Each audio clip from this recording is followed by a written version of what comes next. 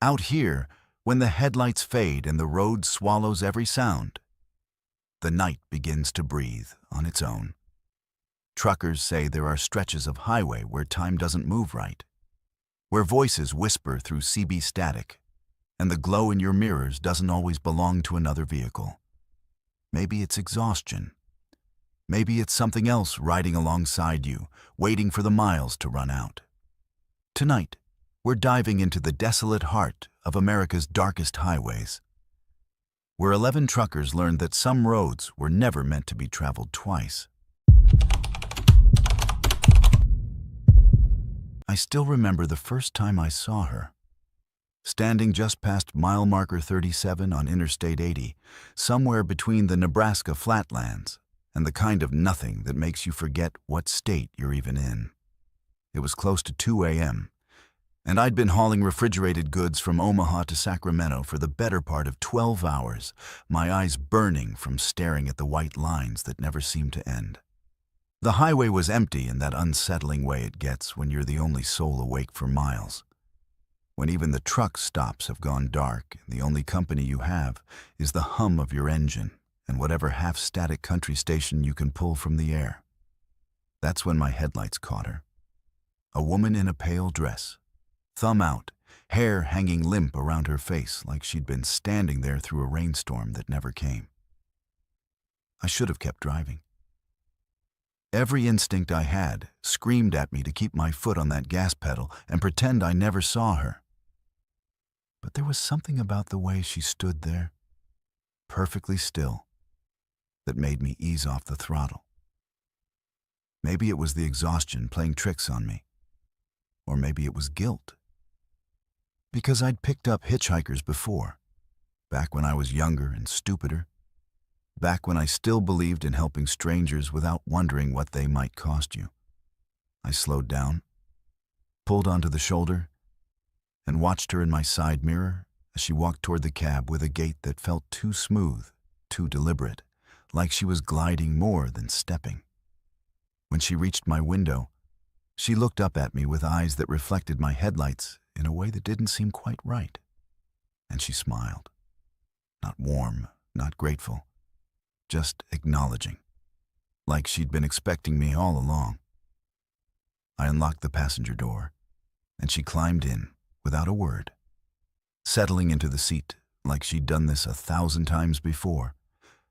And for a moment, I just sat there, gripping the wheel, trying to convince myself this was normal, that picking up a lone woman on a deserted highway at 2 a.m.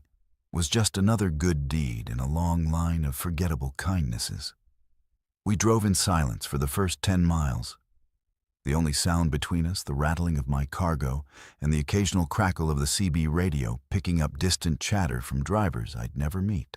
I kept glancing at her from the corner of my eye, trying to figure out where she was headed, why she was out here, what kind of desperation drives someone to hitchhike through the emptiest stretch of interstate in the Midwest. She didn't look at me, didn't fidget, didn't even seem to breathe. Just stared straight ahead through the windshield like she was watching something I couldn't see, something playing out in the distance that only she had access to. Finally, I broke the silence and asked her where she was going, my voice sounding too loud in the enclosed space of the cab, too human against the mechanical drone of the highway.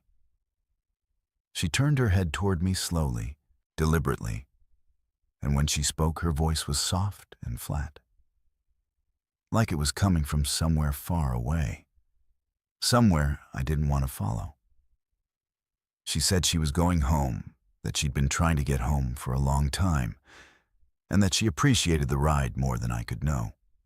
I nodded, told her it was no problem, and asked where home was, hoping for a town name, a landmark, anything that would give me a sense of when I could drop her off and get back to the comforting isolation of driving alone. She didn't answer right away, just kept staring at me with those reflective eyes. And then she said something that made my hands tighten on the steering wheel until my knuckles went white. She said home was just past mile marker 37, that she'd been standing there, waiting for someone who would stop, someone who would see her, and that I was the first person in a very long time who had. The thing was, we'd already passed mile marker 37. I'd seen it right before I stopped for her, the faded white numbers barely visible in the beam of my headlights, and we were now at least 15 miles past it, closing in on mile marker 52, according to the signs that kept flashing by in the darkness. I told her we'd already gone past 37, that maybe she got confused, that maybe she meant a different marker or different stretch of road entirely. She shook her head slowly, still smiling that empty smile, and told me I'd see it again soon, that I always saw it again, that everyone who stopped for her always ended up seeing it again. My stomach dropped, a cold sweat breaking out across my back despite the heater blasting warm air through the vents. And I started thinking about those stories you hear from other drivers, the ones about phantom hitchhikers and cursed stretches of highway, where the dead walk among the living, where time loops back on itself and the road becomes a prison you can't escape. I wanted to pull over right then, wanted to tell her to get out, wanted to break whatever spell or curse or hallucination had wrapped itself around my brain, but my body wouldn't respond. My hand stayed locked on the wheel, my foot stayed steady on the gas, and the highway kept unrolling in front of us like a ribbon that had no beginning and no end. Then I saw it. Mile marker 37, looming out of the darkness like it had been waiting for me, like it had never left.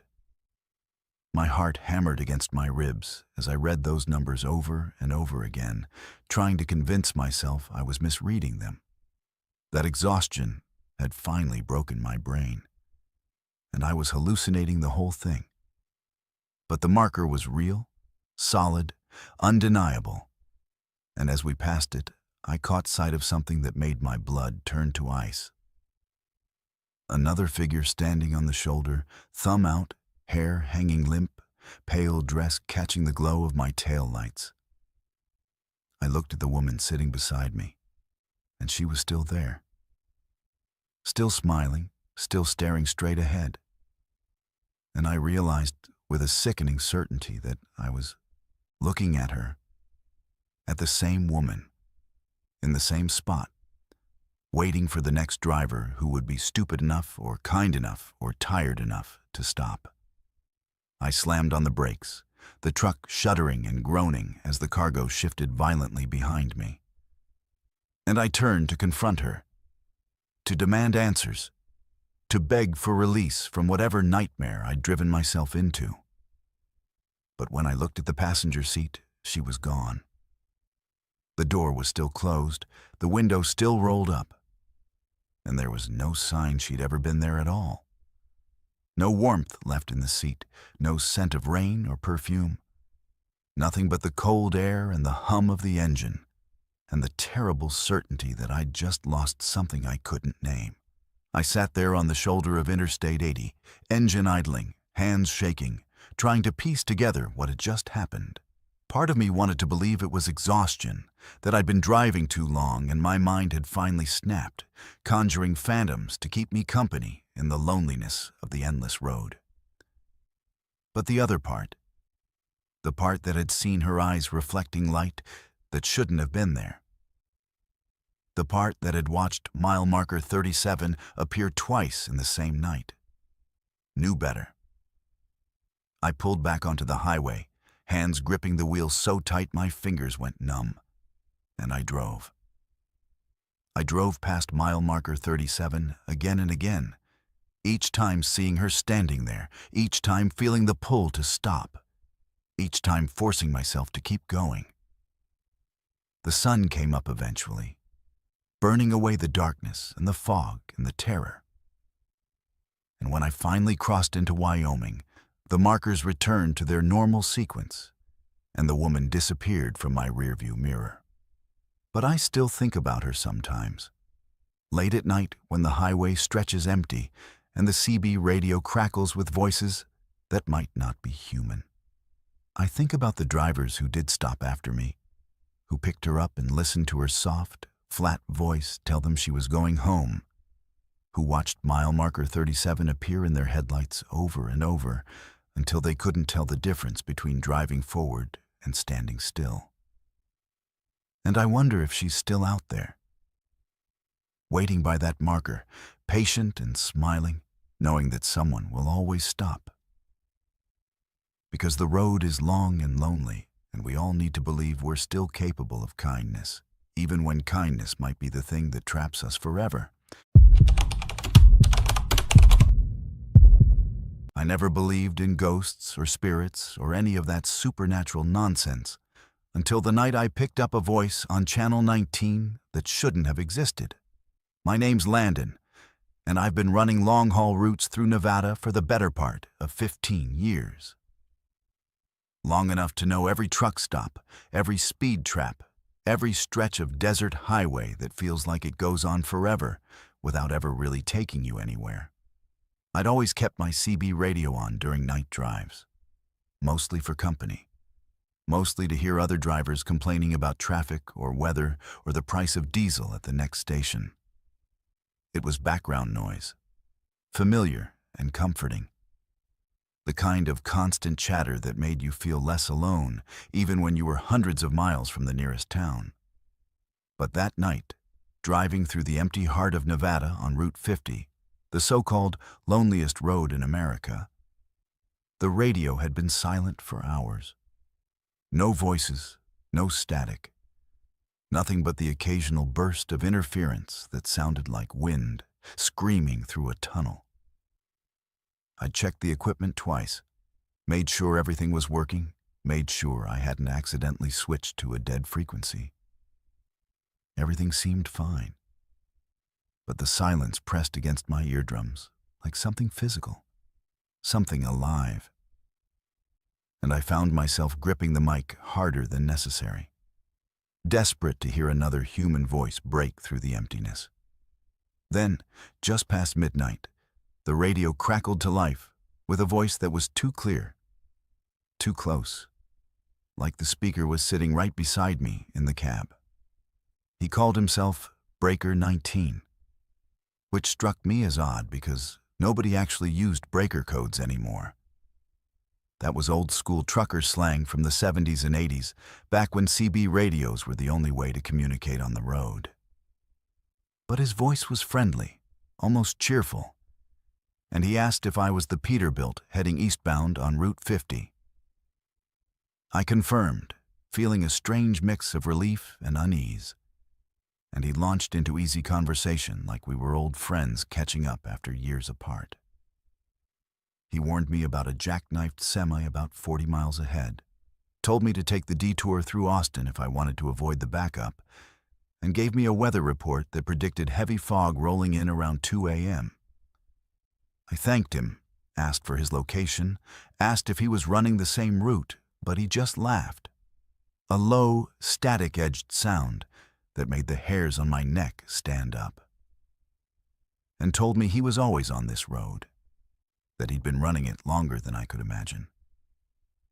Something about the way he said it felt wrong, felt too deliberate, like he was hinting at something I wasn't supposed to understand yet. But I was grateful for the company, grateful for the warnings, and I kept talking to him as the miles dissolved into darkness and the desert landscape became nothing but shadows and stars. Breaker 19 knew things he shouldn't have known. He told me about accidents before I reached them, describing twisted metal and shattered glass in detail that felt too vivid, too personal. He predicted weather changes down to the minute. The fog rolled in at exactly 2 a.m. like he'd summoned it himself, thick and white and suffocating, turning my headlights into useless beams that barely penetrated 3 feet ahead.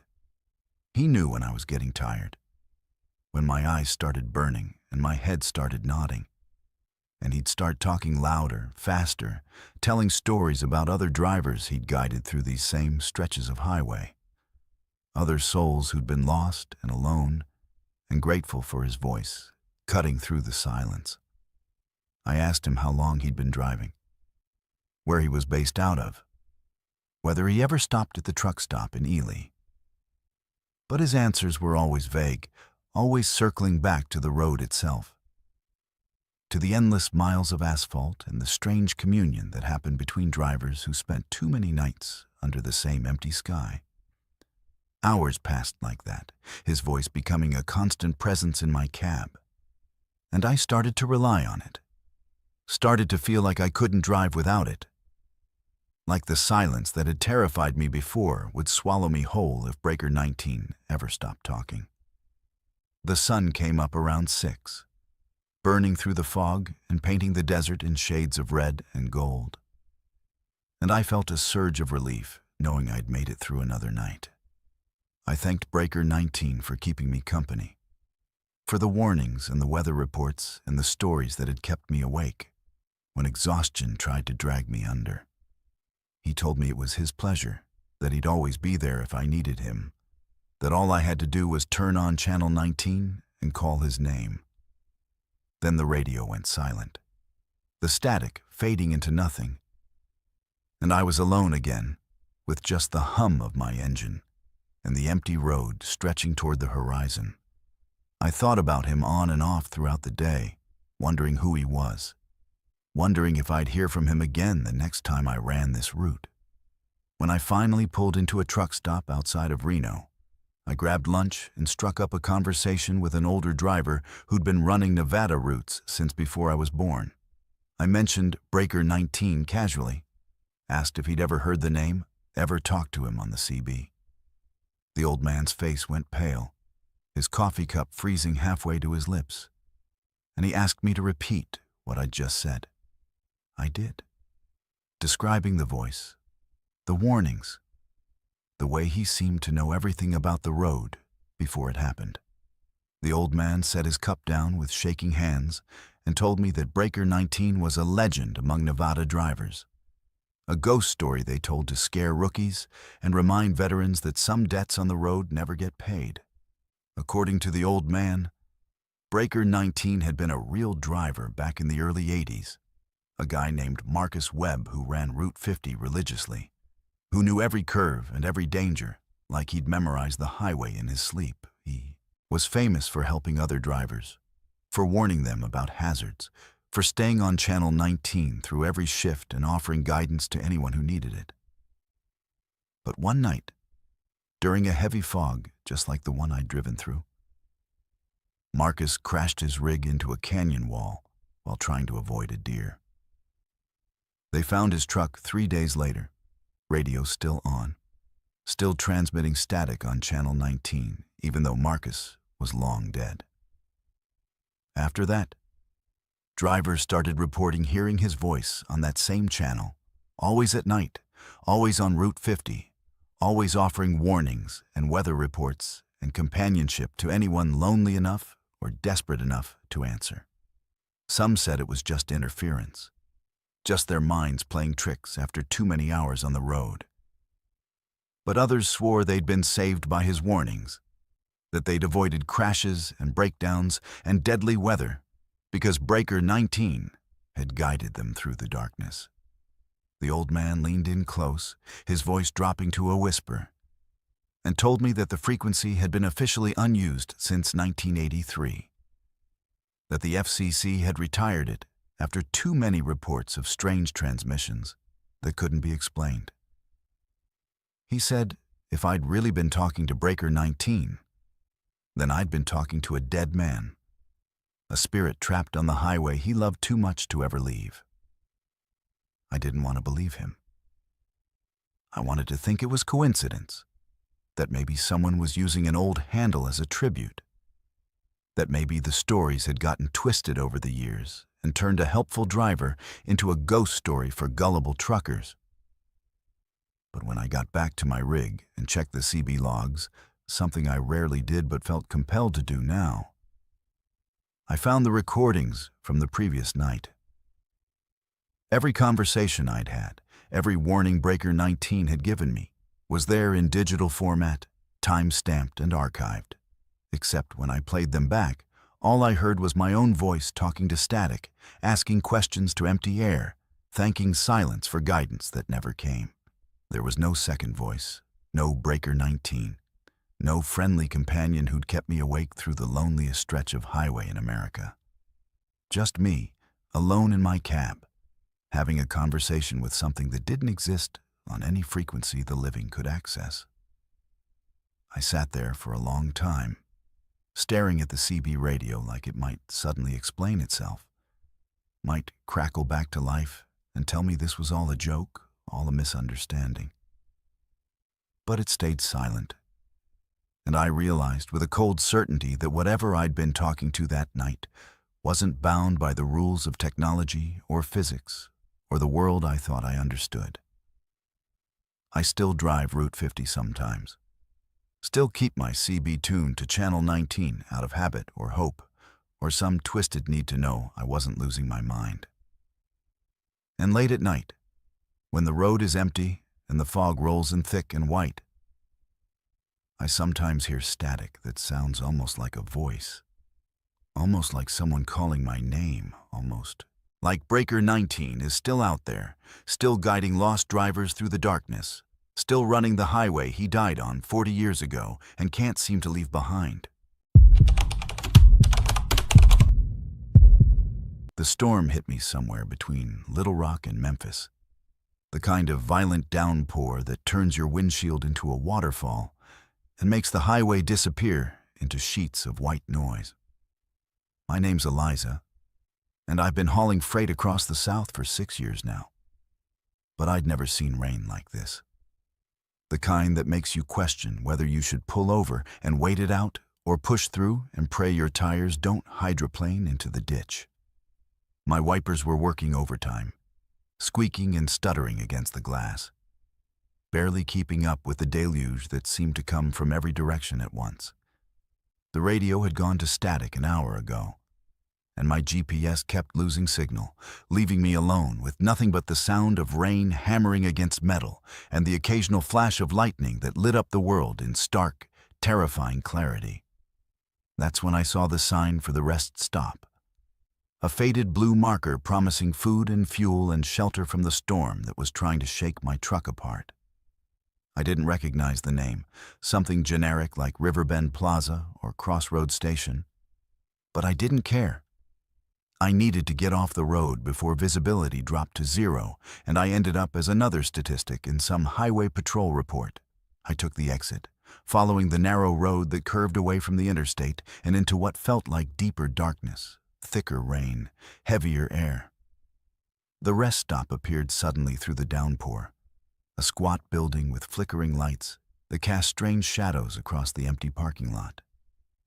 There were no other vehicles, no other drivers seeking shelter.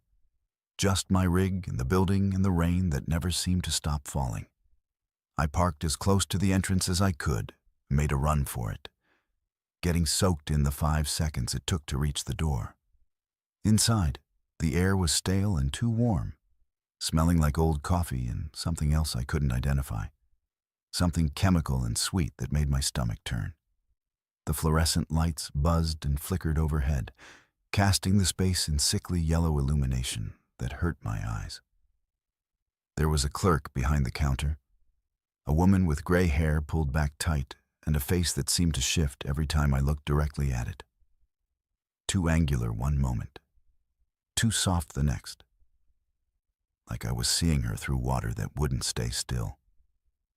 She didn't greet me, didn't acknowledge my presence, just kept staring down at something on the counter that I couldn't see from where I stood dripping on the worn linoleum.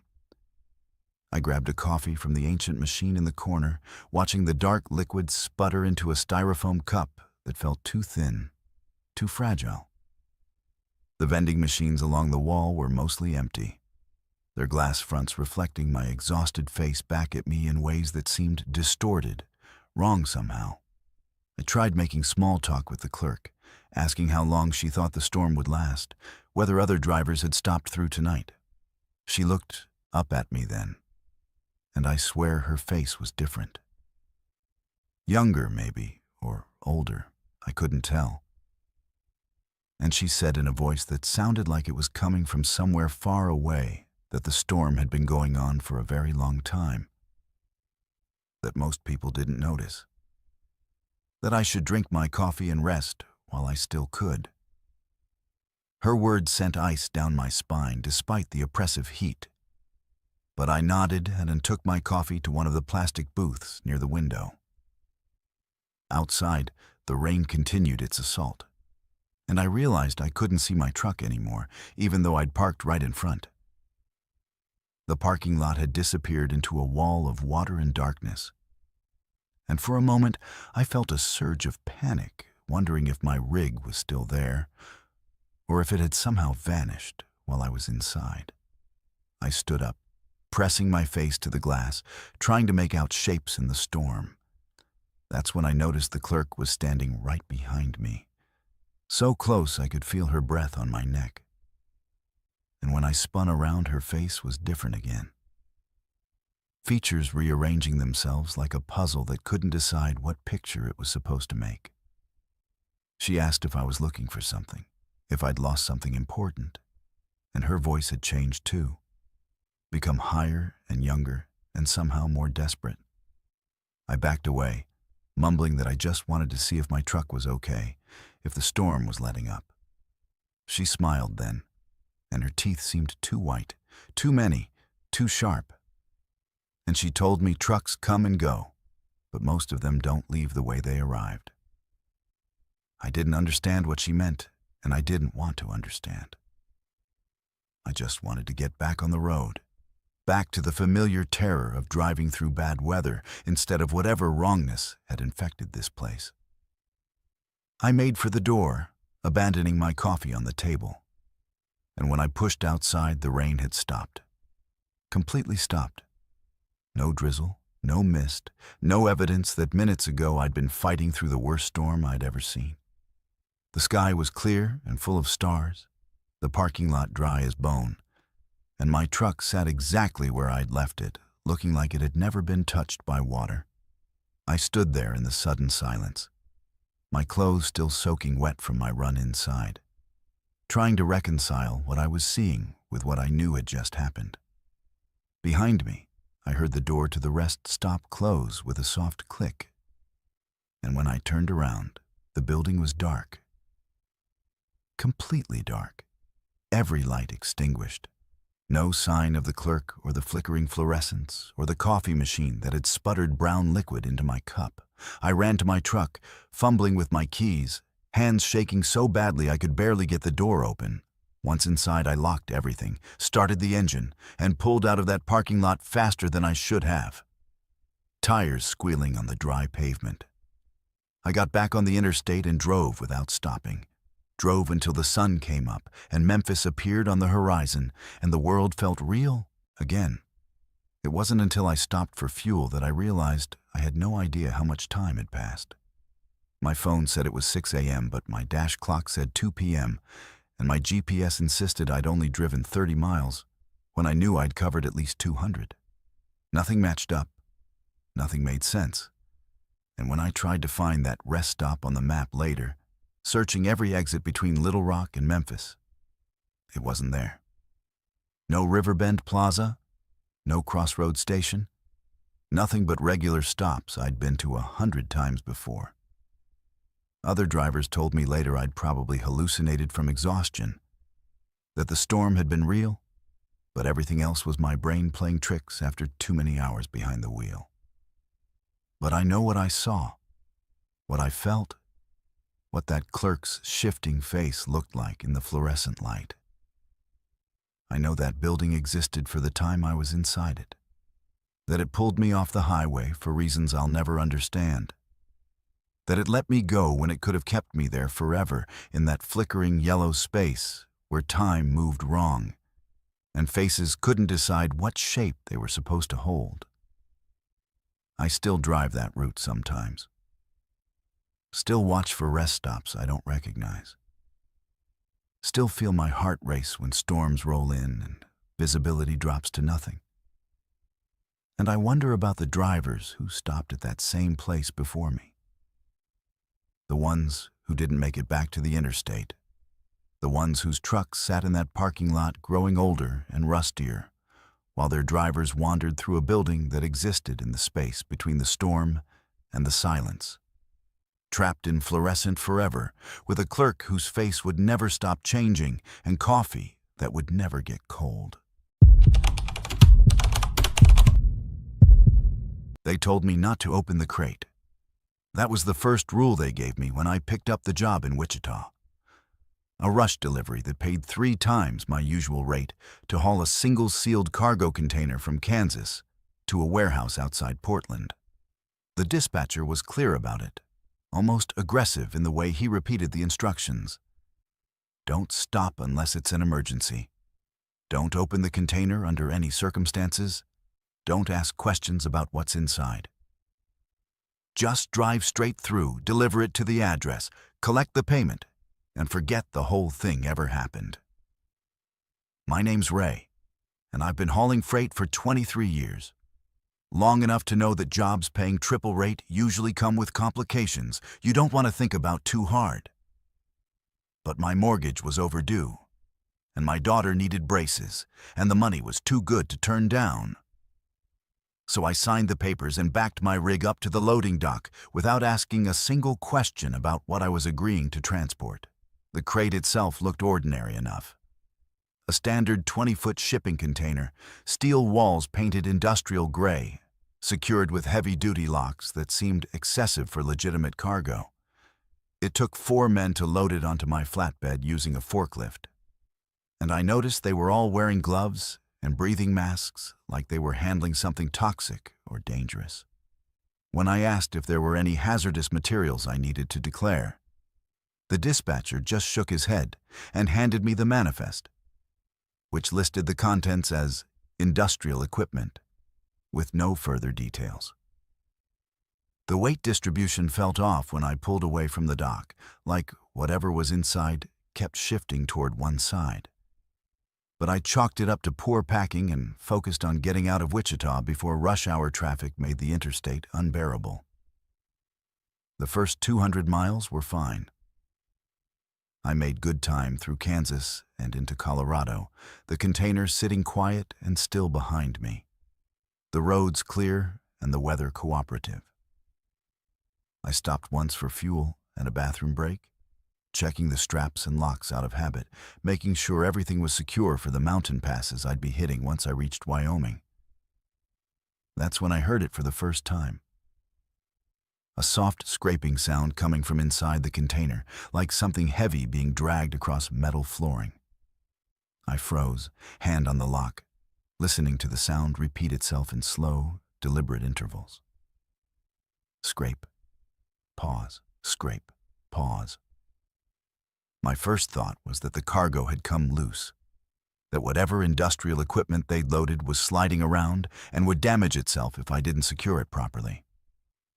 But then I remembered the dispatcher's face when he'd given me the instructions, the way his voice had dropped to almost a whisper when he told me not to open it. And I backed away from the container like it was radioactive.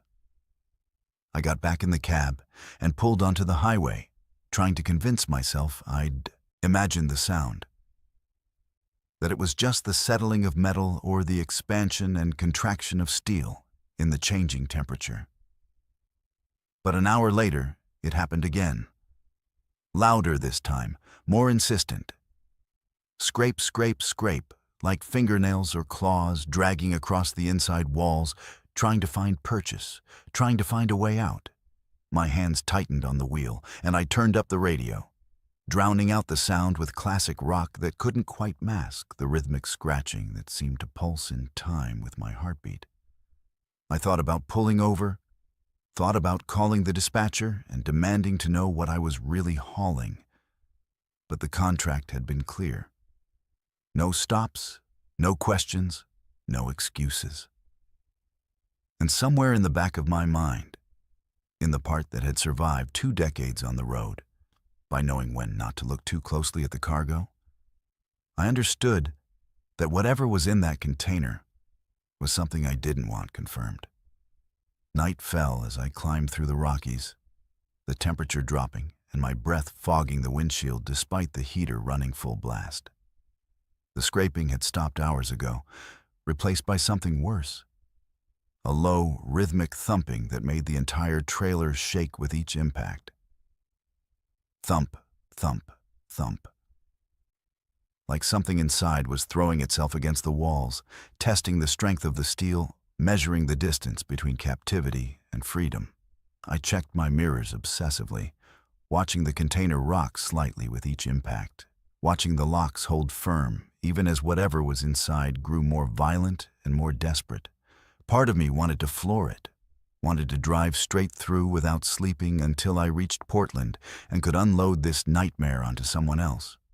But the mountain roads were treacherous and icy, and pushing too hard would send me over the edge into a canyon where nobody would find me until spring thaw. I pulled into a rest area around midnight, parking far from the other trucks, not wanting anyone to hear what I was hearing, not wanting to explain why my cargo was making sounds that no industrial equipment should make. I sat in my cab with the engine running and the doors locked, staring at the container in my side mirror and trying to decide if I was losing my mind or if something genuinely impossible was happening behind those sealed steel walls. That's when the thumping stopped and the screaming started. Not human screaming, not animal screaming, but something in between that made every primitive instinct in my body scream back at me to run. It lasted maybe 30 seconds, a sound like metal tearing and air escaping and something wet and organic being compressed under massive pressure. And then silence so complete, it felt like the world had stopped breathing. I didn't sleep that night. I sat in my cab drinking coffee that had gone cold hours ago, watching the container for any sign of movement, any indication that whatever had been making those sounds was still alive or still trying to escape. When the sun finally came up, I inspected the locks again, running my hands over the steel walls, looking for dents or scratches or any evidence of the violence I'd heard during the night. The container was pristine, unmarked, impossible. The locks were still secure, the seals unbroken, and if I hadn't heard those sounds myself, I would have sworn the cargo had been sitting quiet and still since Wichita. But I had heard them, and I knew with absolute certainty that something was wrong with this job, that the money wasn't worth whatever psychological damage I was inflicting on myself by continuing to haul this thing across the country. I called the dispatcher from a truck stop in Wyoming, my voice shaking as I told him I was hearing sounds from the container, that I needed to know what I was transporting, that I deserved to know what kind of risk I was taking. He was quiet for a long time. So long I thought the connection had dropped. And then he said in a voice that sounded nothing like the man I'd spoken to in Wichita that I needed to finish the delivery, that turning back now would violate the contract in ways that would have serious consequences, that some cargo was meant to arrive at its destination, regardless of what happened along the way. He hung up before I could respond, and when I tried calling back, the number was disconnected, like it had never existed in the first place. The rest of the drive to Portland was a waking nightmare. The sounds from the container became constant, scraping and thumping and that terrible, not quite human screaming that made my teeth ache and my vision blur with exhaustion and fear. I drove through Idaho and into Oregon without stopping, without eating, without sleeping, because stopping meant being alone with that container in the darkness, and I couldn't handle that again. Other drivers gave me strange looks at red lights, pointing at my trailer and mouthing questions I couldn't hear through the glass. And I wondered if they could see something I couldn't, if whatever was inside had started to manifest in ways that were visible from the outside. I kept my eyes on the road and my hands on the wheel and told myself that I just had to make it to Portland, just had to deliver this thing and collect my payment and never think about it again. The warehouse was in an industrial area outside the city, a massive concrete structure with no windows and no signs indicating what company operated there. Two men in hazmat suits were waiting for me when I pulled up, and they worked quickly to disconnect my trailer from the cab, moving with the kind of practiced efficiency that suggested they'd done this before. That I wasn't the first driver who'd hauled something like this across the country. I asked them what was in the container, what I'd been transporting for the last 3 days. But they didn't answer, didn't even acknowledge I'd spoken. They just handed me an envelope thick with cash and pointed toward the exit. And I understood that my part in whatever this was had ended. I drove away from that warehouse feeling like I'd aged 10 years in 3 days, like something inside me had been permanently altered by proximity to whatever had been sealed in that container. The money was all there, exactly what they'd promised. But I knew I'd never spend it without remembering the sounds, without wondering what had been desperate enough or angry enough or hungry enough to throw itself against steel walls for 72 hours straight. I quit long-haul trucking 2 months later, told my wife I wanted a job where I could come home every night, where I never had to wonder what kind of cargo I was transporting or what kind of people were willing to pay triple rate to move things that shouldn't be moved. Sometimes, late at night, I still hear that scraping sound, that thumping, that terrible screaming that wasn't quite human. And I wonder if the container ever made it to its final destination, or if it's still sitting in that windowless warehouse, waiting for the next driver desperate enough to agree to transport something that should have stayed locked away forever.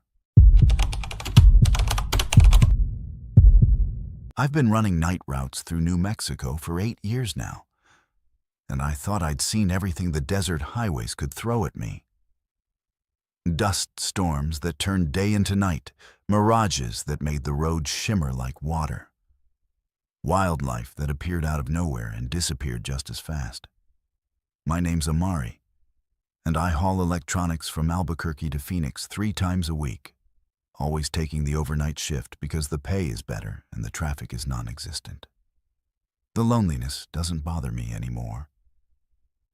I've gotten used to the hours of silence, the endless stretch of asphalt cutting through empty land, the way the stars seem close enough to touch when you're the only vehicle for 50 miles in any direction. But 3 weeks ago, something changed on that route. Something that made me question whether I was really as alone out there as I'd always believed. It started with headlights in my rearview mirror, appearing around 1 a.m. on a stretch of Highway 60 that runs through the most desolate part of the state. At first, I didn't think much of it. Another trucker running the same route, probably on the same tight deadline, probably just as tired and ready to get home as I was. But after 20 minutes, the headlights were still there, maintaining the exact same distance behind me, no matter how fast or slow I drove. When I sped up to 75, they sped up. When I dropped to 60, they dropped to 60. The spacing never changed, never wavered, like whoever was driving back there had locked onto my speed and was mirroring it perfectly. I tried the CB radio, calling out to see if the driver wanted to chat or pass or just acknowledge they were there. Static. I switched channels, tried again, got nothing but dead air and the occasional burst of interference that sounded almost like breathing. The headlights stayed constant in my mirror.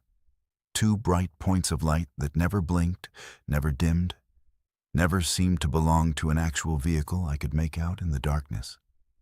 I told myself it was just the distance and the desert air playing tricks with my vision. That if I looked hard enough, I'd see the outline of a truck or the glow of running lights. But no matter how long I stared into that mirror, all I could see were those 2 headlights, burning steady and bright like eyes watching me from somewhere I couldn't reach. After an hour, I decided to pull over at a rest area and let whoever was behind me pass. I needed to use the bathroom anyway. Needed to stretch my legs and shake off the weird tension that had settled into my shoulders from watching those lights for so long. I took the exit, watching my mirror as I slowed down, expecting to see the headlights continue past on the highway. But they followed me. They took the same exit, maintained the same distance, pulled into the rest area parking lot, and stopped about 50 yards behind my truck. I sat there with my engine running, watching those lights in my mirror, waiting for a door to open or a driver to step out or something to happen that would prove this was just another trucker taking a break. Nothing. The lights stayed on. The vehicle, if it was a vehicle, stayed still, and the silence stretched so thick I could hear my own heartbeat pounding in my ears. I didn't get out of my truck. Every instinct I had told me to stay locked inside, to get back on the highway, to put as much distance as possible between me and those headlights that felt wrong in ways I couldn't articulate. I pulled out of the rest area and merged back onto Highway 60. And within seconds, the headlights reappeared behind me. Same distance, same intensity, like they'd been waiting for me to make that exact decision. My hands were sweating on the wheel now, my breath coming faster, and I started doing calculations in my head about how far I was from Phoenix. How long I'd have to endure this before I reached civilization and witnesses and the safety of other people who could confirm what I was seeing. The highway stretched on forever, empty in both directions except for me and whatever was following me. I tried every trick I could think of. Sudden lane changes, random speed variations, taking exits and then immediately getting back on the highway. But nothing worked. The headlights stayed locked on my position like they were tethered to my bumper by invisible rope, like distance and physics didn't apply to whatever rules they were following. At one point, I slammed on my brakes, dropping from 70 to 40 in seconds, hoping to force whoever was behind me to pass or crash or do something that would break this terrible symmetry. The headlights slowed with me, perfectly synchronized, and I realized with ice flooding my veins that this wasn't a person making decisions. It was something automatic, something programmed. Something that had chosen me as its target and wouldn't stop following until I reached my destination or until something worse happened that I didn't want to imagine. Dawn started breaking around 5 a.m., the sky turning from black to deep blue to the pale orange that promised sunlight and normalcy. I kept checking my mirror, waiting for the headlights to disappear or for the sun to reveal what had been chasing me through the night. But they didn't disappear. They stayed bright and constant even as the sky got lighter, even as I should have been able to see the shape of a vehicle behind them. There was nothing there, just 2 points of light floating in the air about 8 feet off the ground. No truck, no car, no motorcycle. Nothing but the lights themselves burning steady and unwavering like stars that had fallen to earth and decided to follow me home. I white-knuckled it all the way to Phoenix, too terrified to stop again, too exhausted to think clearly about what was happening. When I finally pulled into the distribution center where I was supposed to deliver my cargo, the sun was fully up, and the parking lot was full of other trucks and workers and normal people doing normal jobs. I sat in my cab for a long time, hands shaking, watching my mirrors. The headlights were gone, vanished, like they'd never been there at all, like I'd hallucinated the whole 8-hour ordeal. I told myself that's exactly what had happened, that exhaustion and isolation had broken something in my brain and created phantom pursuers to keep me company through the loneliest part of my route. But when I got out and walked around my truck to start the unloading process, I saw them. Burn marks on my trailer. 2 perfect circles scorched into the metal exactly where headlights would have been shining if something had been following too close for too long. The marks were hot to the touch, smoking slightly in the morning air, and they smelled like ozone. And something else I couldn't identify. Something chemical and wrong that made my eyes water and my throat close up. I stood there staring at those marks for I don't know how long, until one of the workers asked if I was okay, if I needed help with the unloading. I nodded. Said I was fine. Said I'd just had a long night and needed coffee. He looked at the burn marks on my trailer, frowned, and asked what the hell I'd been hauling that could leave damage like that. I didn't have a good answer for him, so I just shrugged and said I had no idea, that the marks weren't there when I left Albuquerque, that maybe something had happened on the road I didn't notice.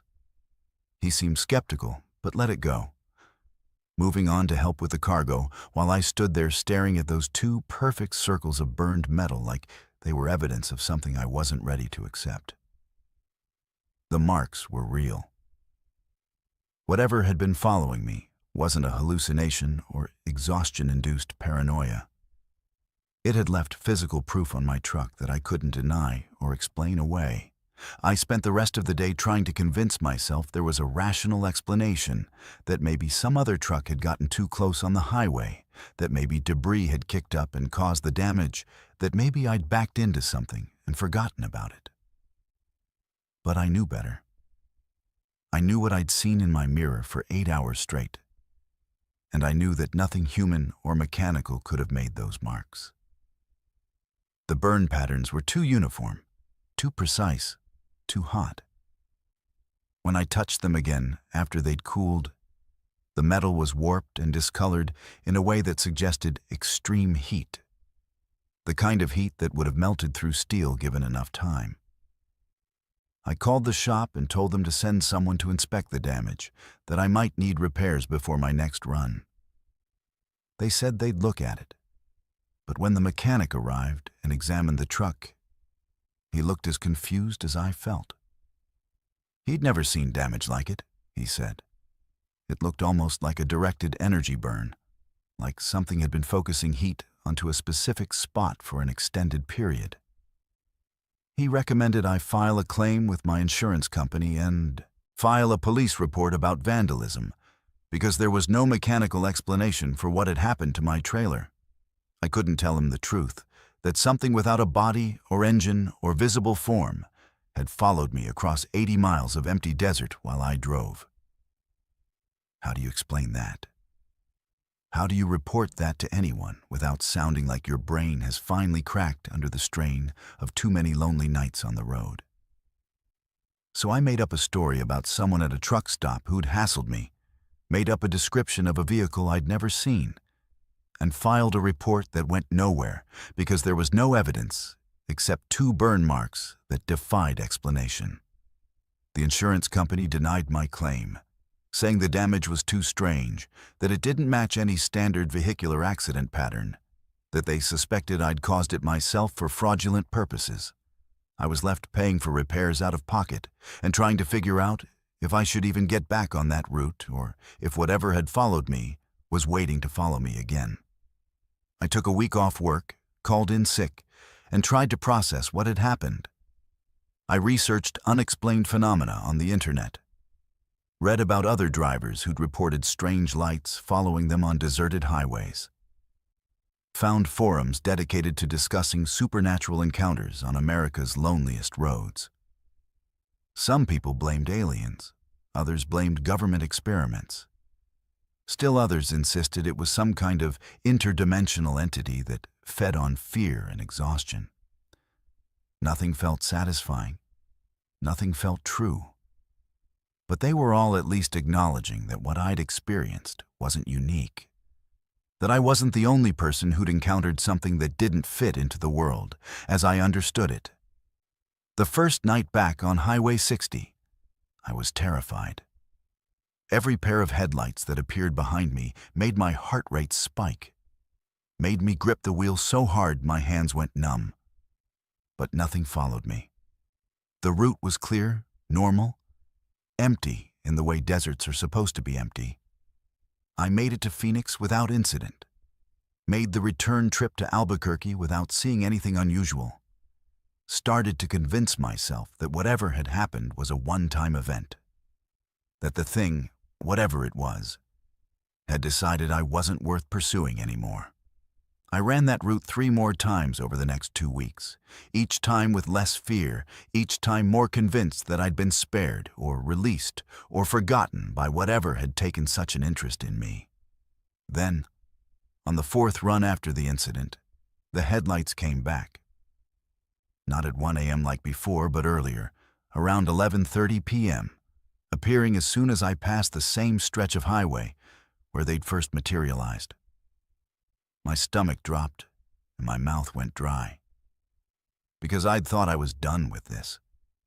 I'd thought whatever had followed me had moved on to some other unfortunate driver.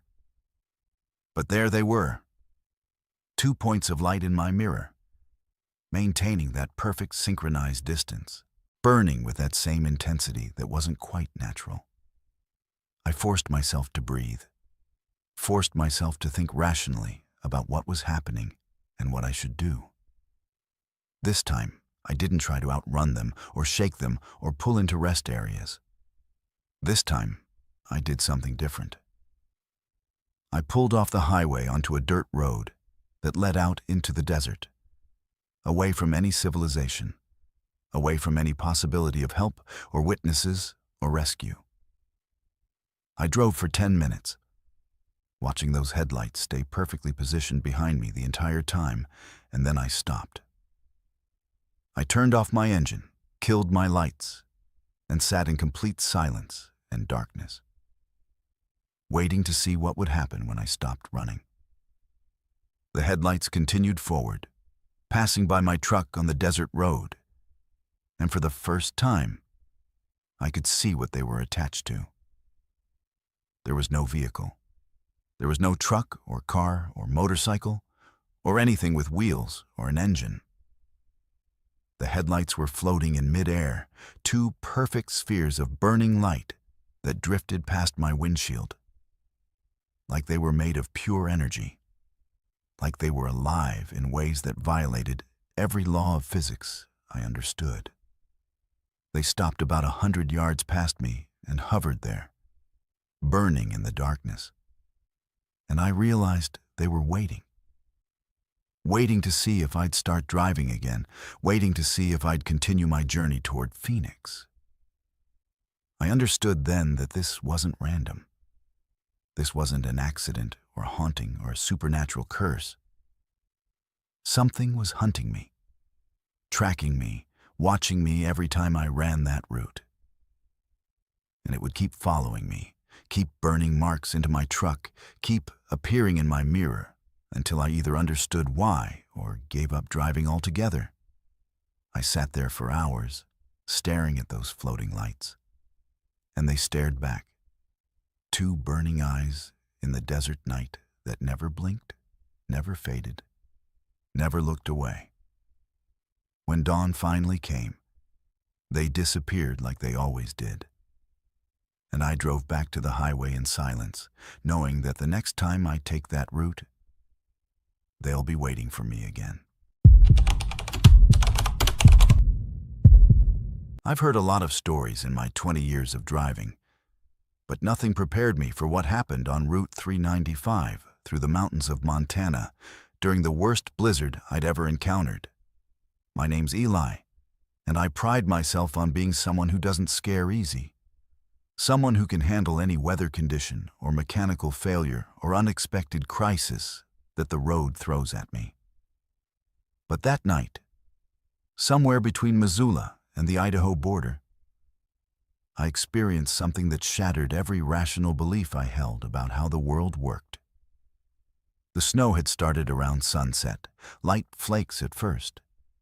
But by 9 p.m. it had turned into a full whiteout, the kind of blizzard that reduces visibility to maybe 10 feet and turns the highway into a guessing game, where you're constantly wondering if you're still on the road or about to slide off a cliff into darkness. I was considering pulling over at a rest area when I saw lights ahead through the snow, not the steady glow of a truck stop or the random flickers of another vehicle, but something organized. Something deliberate. As I got closer, the lights resolved into the shape of a convoy, a line of semi-trucks stretching ahead of me into the storm. their headlights cutting through the blowing snow in a perfect formation. There must have been 5 or 6 of them, running bumper to bumper, their running lights creating a tunnel of illumination through the chaos. Without hesitation, I eased my truck into line behind the last one. Grateful to have something to follow, grateful to have the lead trucks breaking trail through the accumulating snow and showing me where the road actually was. The convoy was moving at a steady 40 miles per hour, slow enough to be safe, but fast enough to keep making progress, and I felt my shoulders relax for the first time in hours. I followed them for what felt like hours, the snow continuing to fall with relentless intensity, the wind howling against my cab, the convoy staying perfectly aligned like they were connected by invisible rope. I tried to raise them on the CB to ask where they were headed, to find out if they knew about conditions further up the mountain, but got only static. I switched channels, tried again, got the same dead air that seemed to mock my attempts at communication. The other trucks never wavered, never signaled, never acknowledged that I existed. They just kept driving forward in their perfect formation, and I kept following because the alternative was to drive blind into a storm that had already reduced visibility to near zero. That's when I started noticing something wrong with the trucks ahead of me. The frost that covered them wasn't building up like it should have been on a night this cold and snowy. Instead, it looked like it had accumulated over days or weeks, thick layers of ice and frozen precipitation that created grotesque, bulbous shapes on the trailers and cabs. The trucks looked ancient, worn like they'd been driving through this blizzard not for hours, but for years. And when I got close enough to see through the cab windows of the truck directly in front of me, I saw the driver, a man sitting perfectly upright, hands gripping the wheel, staring straight ahead with eyes that didn't blink, face covered in a thin layer of frost that made him look less like a person and more like a statue carved from ice. My first instinct was to brake, to drop back and get away from this convoy of impossibility that didn't make sense. But the snow behind me was already accumulating, and I knew if I lost sight of the trucks ahead, I'd be completely lost. So I stayed in line, told myself I was hallucinating from exhaustion and stress, that the frost and the strange appearance of the driver were just tricks of the storm and my overactive imagination. But more trucks appeared on the road, joining the convoy from exits I hadn't seen, merging in from side roads that seemed to come out of nowhere. Each new truck that joined the line had the same thick coating of ancient frost, the same impossible accumulation of ice that suggested these vehicles had been driving this route through eternal winter for longer than I wanted to contemplate. The highway started to feel familiar in a way that didn't make sense. I'd driven Route 395 dozens of times, but this section looked subtly wrong. The mile markers were in the wrong order, the road curved in ways I didn't remember, and the landscape visible through breaks in the snow seemed to repeat itself over and over. We'd passed the same burned-out barn 3 times in the last 20 minutes. The same overturned fence post appeared and disappeared in the storm at regular intervals. The convoy was looping, I realized with a surge of panic that made my hands shake on the wheel. We were driving in circles, and the other trucks either didn't notice or didn't care, just kept maintaining their perfect formation, kept driving at their steady 40 miles per hour, kept staring straight ahead with those frost-covered faces that never turned, never blinked, never acknowledged that anything was wrong. I tried to break free from the convoy, tried to pull out and drive past the lead trucks. But every time I accelerated to move up in line, the truck ahead of me would accelerate as well. Maintaining that perfect spacing, that consistent distance that felt less like accident and more like intention. When I dropped back, the trucks behind me slowed down. keeping me centered in the formation, keeping me trapped between the truck in front and the trucks behind. My radio was now picking up static that sounded almost like voices, like people whispering in languages I didn't recognize, layered over each other in a chaotic babble that made my teeth aching and my vision blur at the edges. The blizzard continued with unrelenting fury, and I realized with creeping horror that the snow was no longer accumulating on my windshield. My wipers were still running, but the glass was staying clear, in a way that violated the laws of weather and physics. Looking out at the convoy, I understood why. We weren't actually driving through the blizzard. We were driving alongside it, separated from the storm by some kind of barrier that kept the snow and wind at a distance, while allowing us to see the chaos continuing all around us. The frost on the other trucks was so thick now, it was obscuring their shapes, making them look less like vehicles, more like monuments or tombs, like they'd been entombed in ice and were being transported to some mass grave in the frozen mountains. I don't know how long we drove like that. Time felt strange and unreliable inside the convoy. Hours and minutes losing all meaning.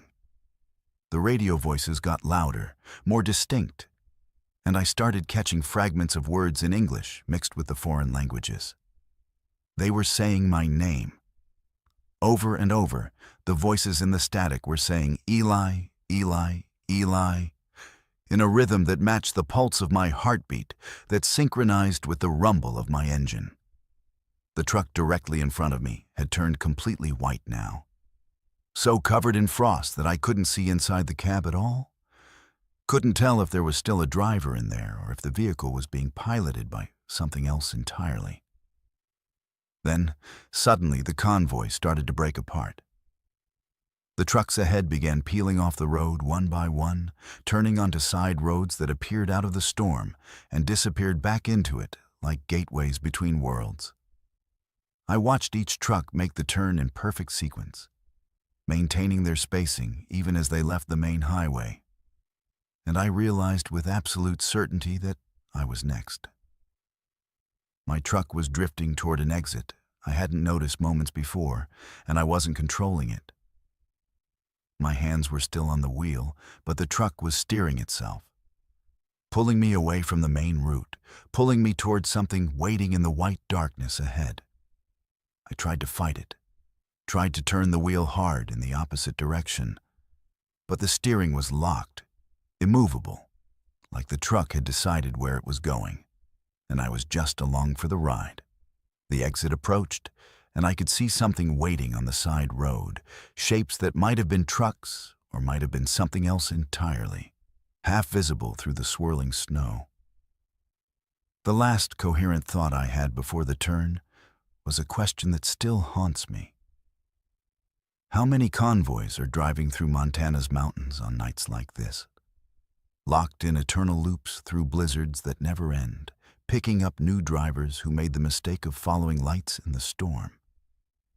My truck turned onto that side road with an inevitability that felt like fate. Like the decision had been made long before I ever encountered that first convoy on Route 395. The moment my wheels left the main highway, the blizzard intensified around us. The storm that had been at a distance suddenly surrounded the truck completely. Snow and wind, battering against the cab with renewed violence. But inside, everything was eerily calm. My engine hummed at the same steady pitch, my tires gripped the road with perfect traction, and the truck maintained its trajectory like it was following a path marked only for vehicles like itself. For trucks that had already surrendered to whatever force controlled this stretch of Montana landscape. The side road twisted and turned through terrain I couldn't quite see through the snow, climbing higher into the mountains with each passing minute. I tried talking to myself, tried rationalizing what was happening, tried to construct explanations that involved mechanical failure or hallucinations or anything other than the obvious truth. That I'd been pulled into something outside the normal rules of reality. My CB radio had stopped picking up the voices, and now just emitted a low, constant hum that vibrated through my bones and made my teeth ache. The mile markers I passed were all showing the same number: 47. Mile marker 47, repeated endlessly like the road had decided to stop measuring distance and was content to loop forever at the same location. Then, as suddenly as it had intensified, the blizzard cleared. My truck emerged from the wall of white into a landscape that defied every geographical principle I understood.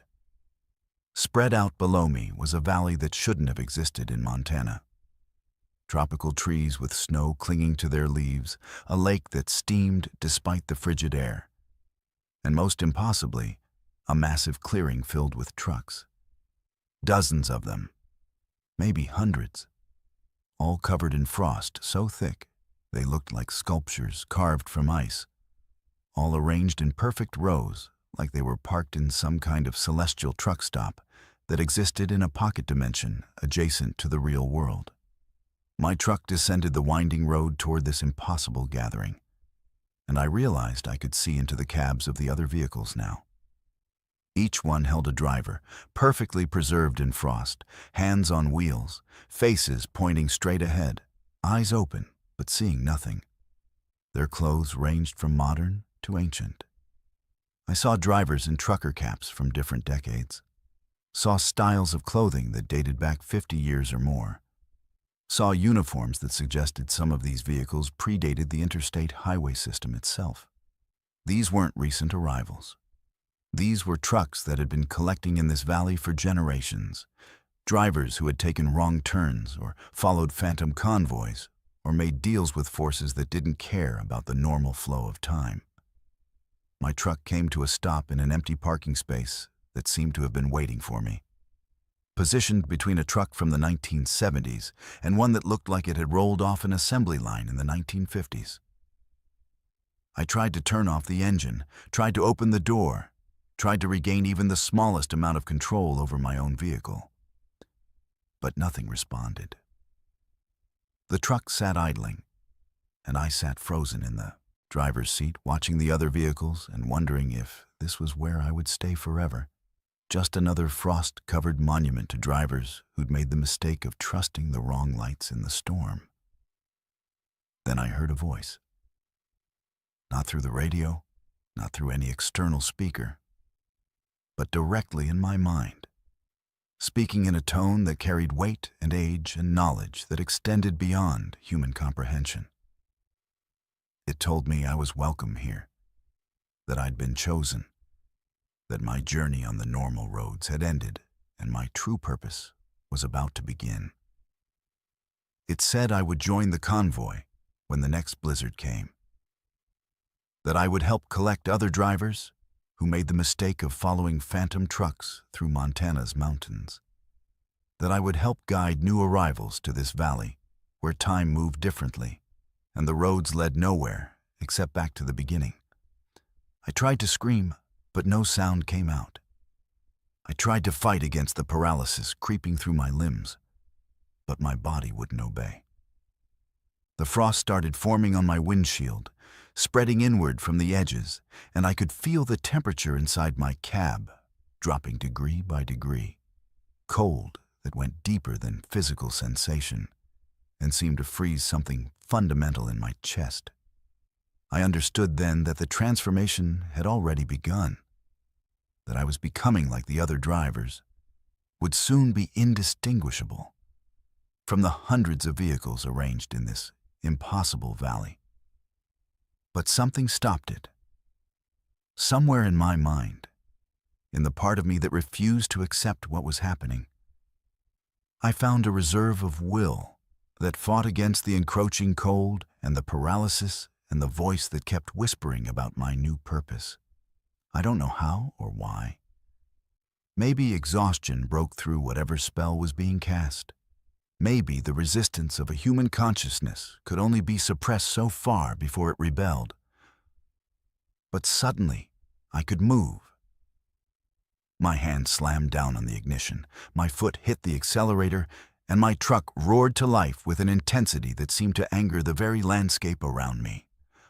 I spun the wheel hard, and my truck lurched forward, away from the parking space, away from the orderly rows of frozen vehicles, toward the far edge of the valley where the forest thickened and the terrain became impassable. The other trucks seemed to shudder with the movement, like they were trying to block my escape. But I floored the accelerator and drove straight into the trees, branches snapping against my windshield, undergrowth crushing beneath my tires, the truck bouncing and lurching as I abandoned the road entirely and drove through pure wilderness. The valley began to dissolve behind me, the impossible tropical trees fading away, the steaming lake disappearing, and suddenly I was back in the blizzard, back on a road that looked almost familiar, almost normal.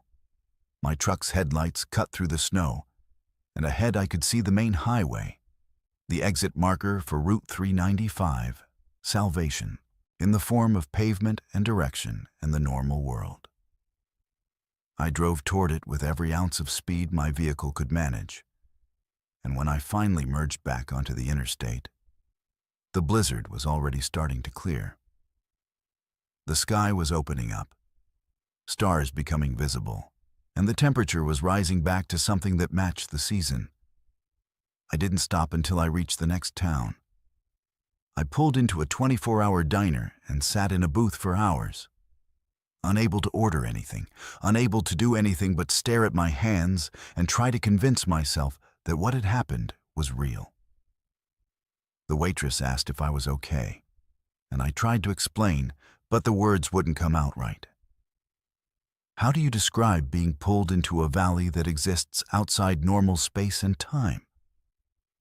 How do you explain that hundreds of trucks are parked in an impossible location, their drivers frozen and waiting for the next blizzard? I never took Route 395 again. I switched to southern routes, stayed away from Montana entirely, and tried to rebuild some kind of normal life. But every winter, when the first heavy snow falls, I hear that hum on my CB radio, and I see phantom lights in my rearview mirror. I know they're coming for me. Know they're waiting for me to make one mistake, to take one wrong turn on a snowy night. And I know with absolute certainty that if they ever catch me again, I won't have the strength to escape a second time. Whatever is collecting trucks in that impossible valley will have its driver, and I'll join the frozen ranks of those who followed lights in the storm and learned too late that some convoys never reach their destination.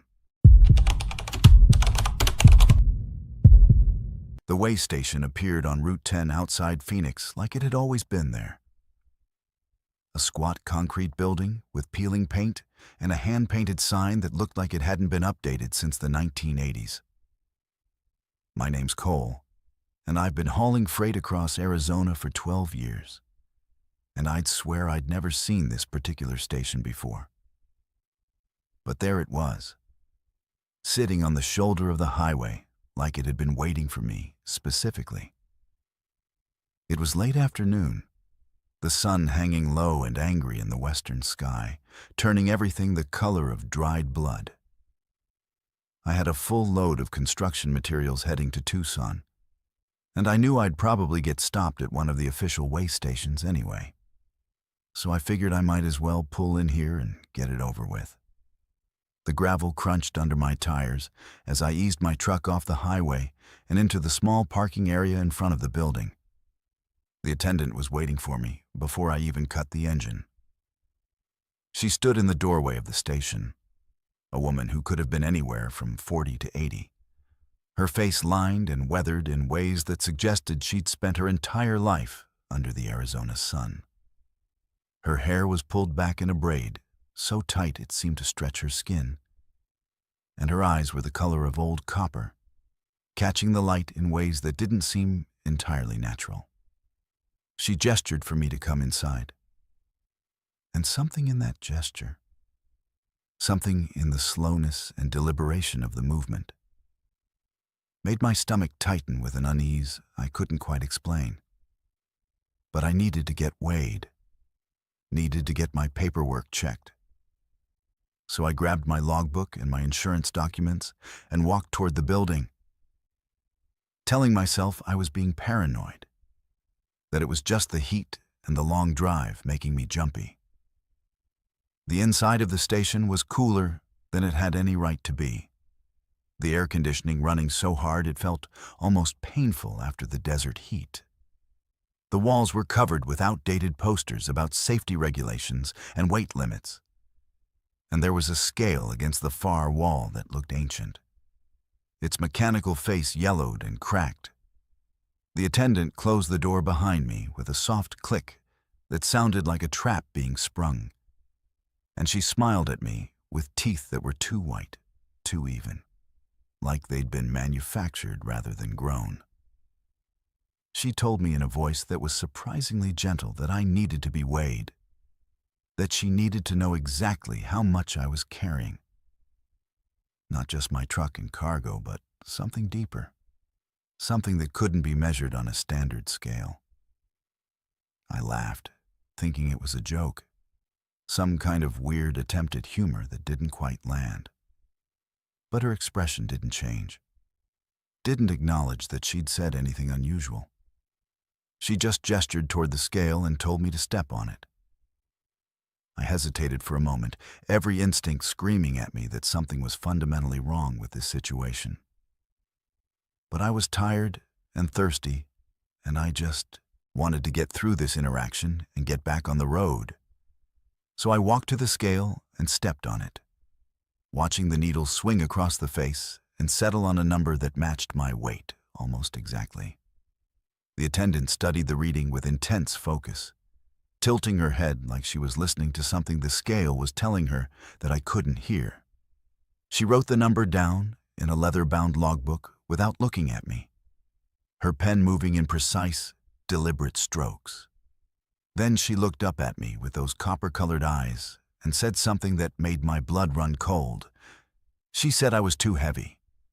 Not my truck, not my cargo, but me specifically. She said I was carrying too much weight, that I'd been accumulating it for years, that it had settled into my bones and my organs and my soul in ways that made it impossible for me to keep moving forward. I told her she was crazy, that I'd just stepped on a scale and weighed what I'd expected to weigh, that whatever she was talking about was nonsense. But even as I said it, I knew she was right. I could feel it. A heaviness that had nothing to do with my physical body. A burden that had been growing incrementally over years until it had become something that weighed me down more than gravity itself. The attendant set down her pen and folded her hands on the desk. She told me in that same gentle voice that I should get back on the road, that I should keep driving, but that I should understand that I was too heavy to keep driving much longer. She said that every mile I traveled, every hour I spent behind the wheel, I was getting heavier. She said that eventually the weight would become so great that I wouldn't be able to move, that I'd be stuck in one place, frozen by the burden of everything I'd been carrying without acknowledging it. I asked her what she meant, asked her to explain what kind of weight she was talking about. She smiled that too white smile and said it was different for every driver, that I needed to look inside myself to understand, that the scale had already told her everything she needed to know. I backed away from her desk, back toward the door, ready to leave this place and never come back. But when I reached for the handle, it wouldn't turn. The door was locked, sealed somehow. And when I looked back at the attendant, she was still sitting at her desk, still smiling, still writing in that leather-bound logbook with her pen that never seemed to run out of ink. She told me I could leave whenever I wanted, that no one was holding me prisoner, that the door would open when I was ready to leave. But as I pulled on the handle again, straining with all my strength, I realized the truth. The door wasn't locked from the outside. It was locked from the inside of me, locked by the weight of everything I'd been denying, everything I'd been running from, everything I'd packed into my chest over years of driving alone and never stopping long enough to process any of it. The room started to spin, and I gripped the edge of the scale to steady myself. My hands felt heavier than they should have, like they were made of lead instead of flesh and bone. Looking down at my arms, I could see them sagging slightly, like gravity had suddenly increased its pull on me alone. The attendant's voice came from somewhere very far away, telling me that I could go back to my truck if I wanted, that I could get back on the road, but that I should understand what was happening to me. She said every mile I drove from this point forward, I would get heavier. She said my truck would struggle against my weight, that the engine would labor, that eventually my rig would simply stop moving because it couldn't bear the burden of carrying someone so loaded down with sin and regret and accumulated damage. I didn't know what sins she was talking about. I didn't remember doing anything so terrible that it would manifest as physical weight, as gravity pressing down on me from the inside. But as I stood there in that impossible way station, I started remembering things I'd tried very hard to forget. The woman I'd abandoned in Flagstaff because she wanted me to stay, and I wanted to keep moving. The daughter I'd only seen once because I was always running, always on the next haul, always too busy to be a father. The friends I'd left behind, the promises I'd broken, the life I'd sacrificed in pursuit of miles and freedom, and the empty comfort of the open road. The weight of all of it crashed down on me at once, and I staggered backward, my legs suddenly unable to support me. The attendant watched with that small, knowing smile, and she told me that now I understood, that now I could leave if I wanted, that the door would open because I'd finally acknowledged what I'd been carrying all along. I looked at the door, and somehow I knew she was right. The weight was still there, still pressing down on me, but it was no longer locked away, no longer denied.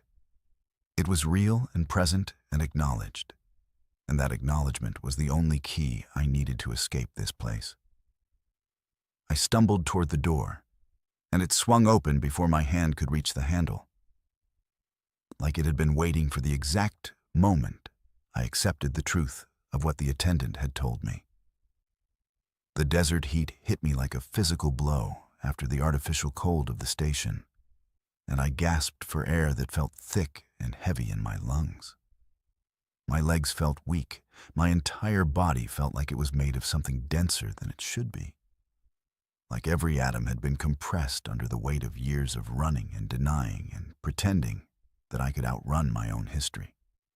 I made it to my truck and climbed into the cab, my movements slow and deliberate, each motion feeling like I was moving through water instead of air. The engine started without resistance, and I pulled back onto Route 10, merging into the flow of traffic with other vehicles whose drivers probably had no idea that they were traveling alongside someone who'd just been weighed in ways that standard scales couldn't measure.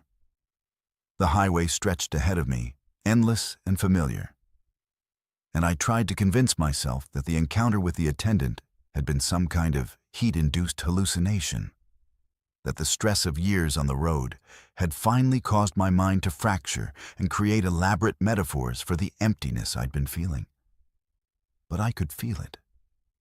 The weight. It was subtle at first. Just a slight pressure in my chest, a barely perceptible heaviness in my limbs.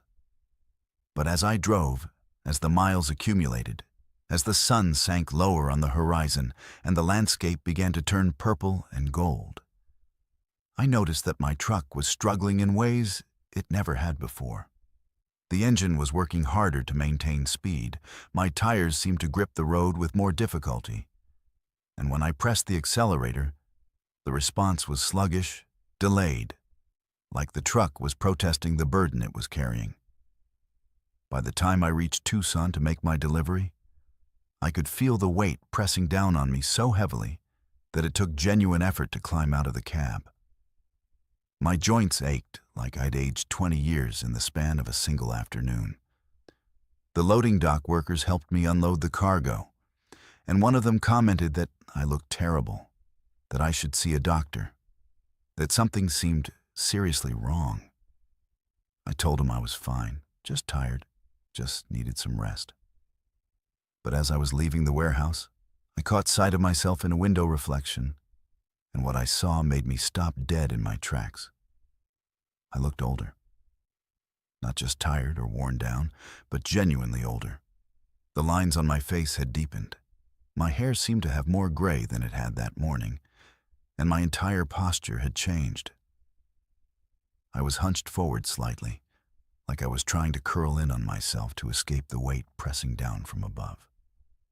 I touched my face with trembling fingers, wondering if this was real or another manifestation of the heat and stress, wondering if the attendant had done something to me, something that would continue to manifest as I drove. I decided right then that I needed to go home. I needed to see my daughter, needed to try to repair the damage I'd done through years of absence and broken promises. I needed to face the weight properly, instead of trying to outrun it like I'd been doing for 2 decades. I turned my truck around and headed north toward Flagstaff, where my ex-wife had raised our daughter, where I hadn't been in 5 years despite promising I would visit. The drive that should have taken 4 hours seemed to stretch on forever, every mile adding to the pressure in my chest, every passing minute making my body feel heavier and more burdened. The weight kept intensifying. By the time I reached Flagstaff, I could barely move. Getting out of my truck required me to grip the doorframe and pull myself down with both hands, my legs almost buckling under the combined burden of my physical body and whatever metaphysical heaviness the attendant had awakened in me. I made my way to my ex-wife's house, each step an effort, each movement a battle against gravity that seemed to have turned hostile and personal. When my ex-wife opened the door, she gasped and stepped back. She asked what was wrong with me, why I looked like I'd been sick for weeks, why I seemed to be having trouble standing. I told her I needed to see our daughter, that I needed to talk to her, that I needed to try to make things right after all these years. She was reluctant. Told me that Sarah had her own life now, that she didn't want to see me, that showing up like this was exactly the kind of selfish, demanding behavior that had driven us apart in the first place. But she called Sarah anyway, and my daughter came downstairs. A woman now, not the little girl I remembered from my last visit, looking at me with eyes that held years of disappointment and hurt. She asked me what I wanted, why I was there, her voice cold and distant in ways that added another layer to the weight pressing down on me. I tried to explain about the way station, about what the attendant had told me, about how I'd finally understood what I'd been carrying all these years. Sarah listened with an expression that cycled between disbelief and anger. And when I finished, she told me that showing up with some elaborate metaphor about weight and burden wasn't going to fix anything, wasn't going to replace all the birthdays and school events and normal father moments I'd missed. The weight became almost unbearable then. I could feel it crushing down on me, making it hard to breathe, making it hard to stand. I sank into a chair in my ex-wife's living room, and for the first time in years, I cried. I cried for all the time I'd wasted, for all the distance I'd put between myself and the people I loved, for all the years I'd spent running when what I should have been doing was staying. My daughter watched me cry with an expression that slowly shifted from anger to something that might have been pity or might have been the beginning of understanding. She sat down across from me and told me that she appreciated the fact that I was finally acknowledging what I'd done, that it was better than the denial and excuses that had characterized our previous encounters. But she also told me that showing up now, years too late, with a weight I could barely carry, didn't automatically fix anything. It didn't restore the relationship. It didn't make up for the absence. It was just the beginning of a much longer journey, one that would require more than a single evening and more than words. She told me that I could start by taking some time off from driving, by actually being present instead of using my truck as an escape hatch from responsibility. I agreed to everything she said. I called my dispatch company and told them I was taking a leave of absence, that I needed to deal with some personal issues, that I didn't know when I'd be back. And as I sat in that house that night, surrounded by my ex-wife and my daughter and the accumulated weight of everything I'd been running from, I noticed something strange starting to happen. The weight wasn't decreasing exactly, but it was changing. It was transforming from something that crushed and suffocated into something that grounded and centered. Like the burden I'd been carrying was finally being distributed across my entire body instead of being concentrated in my chest where it had been choking me. Over the following weeks, as I spent time with my daughter and began to rebuild some kind of relationship with her, the weight continued to shift. The physical symptoms, the aging, the heaviness in my limbs, the difficulty moving, gradually subsided, replaced by a different kind of weight, one that felt more like purpose than like a curse. I started working a local job that let me sleep in my own bed every night. I started attending my daughter's work events and her social gatherings. I started being present in a way I'd never managed before. Sometimes I still think about that way station outside Phoenix and the attendant with the copper-colored eyes who forced me to confront what I'd been refusing to acknowledge. I've tried to find that station multiple times, taken the same route, stopped at the same mile marker, but it's never been there. Other drivers I've talked to swear there's no way station in that location, that there never has been. Part of me wonders if it was real or if it was some kind of psychological break, some manifestation of my own guilt and regret taking physical form. But real or not, the weight was real. The reckoning was real. And the changes it forced me to make were real. I don't drive anymore. Haven't sat behind the wheel of a truck in over a year. And while I miss the road sometimes, miss the endless horizon and the sense of freedom that came with it, I don't miss the weight. I don't miss the crushing burden of running from everything that mattered. And I think about all the other drivers still out there on the highways, still accumulating weight, still refusing to acknowledge what they're carrying until they encounter their own impossible way station, their own copper-eyed attendant who forces them to confront the truth about themselves and the life they've been living. I hope some of them find their way to understanding before the weight becomes too much to bear. I never wanted to transport human remains. In my 15 years of driving, I'd hauled everything from hazardous materials to livestock to things I'd rather not think about too closely. But I'd always managed to avoid the jobs that involved carrying the dead. Something about it felt wrong, felt disrespectful, felt like it crossed a line I wasn't willing to cross no matter how much the pay increased. My name's Cassie, and I pride myself on being professional and reliable, on taking whatever jobs came my way and completing them without complaint. But when my dispatcher called me 3 weeks ago and asked if I'd be willing to transport a shipment of cremated remains from Sacramento to a funeral home in Denver, I almost said no. Almost.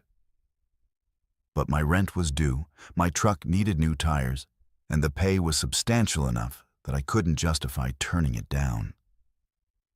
The urn came in a sealed box, wrapped in what looked like ceremonial cloth, delivered to my truck by a woman in a dark suit who handled it like it was made of glass.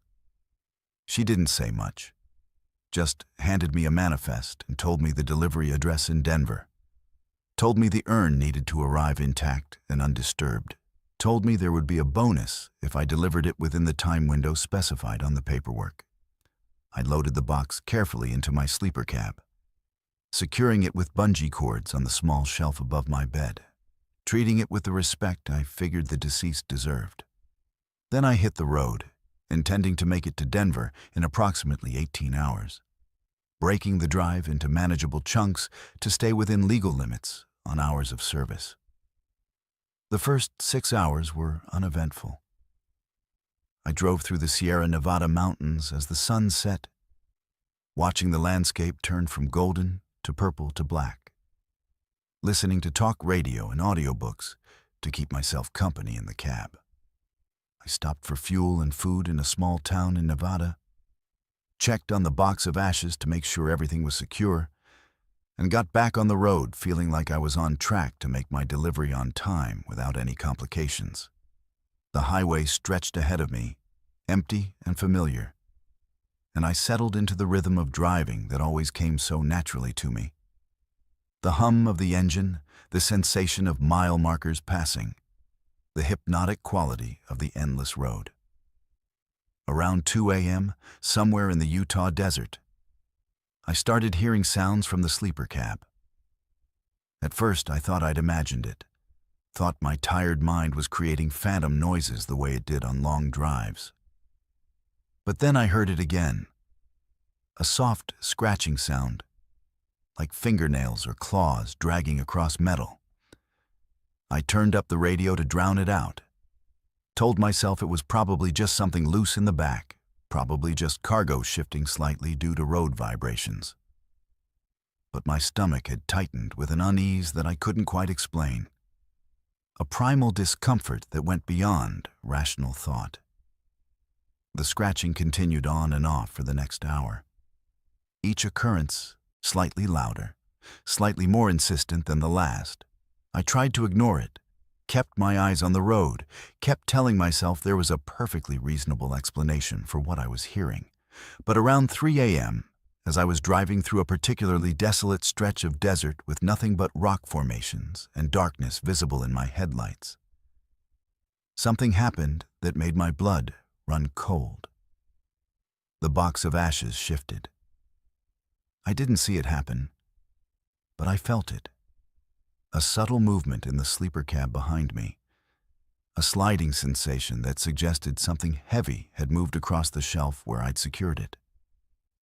I pulled over immediately, heart pounding in my chest, and climbed into the sleeper cab to investigate.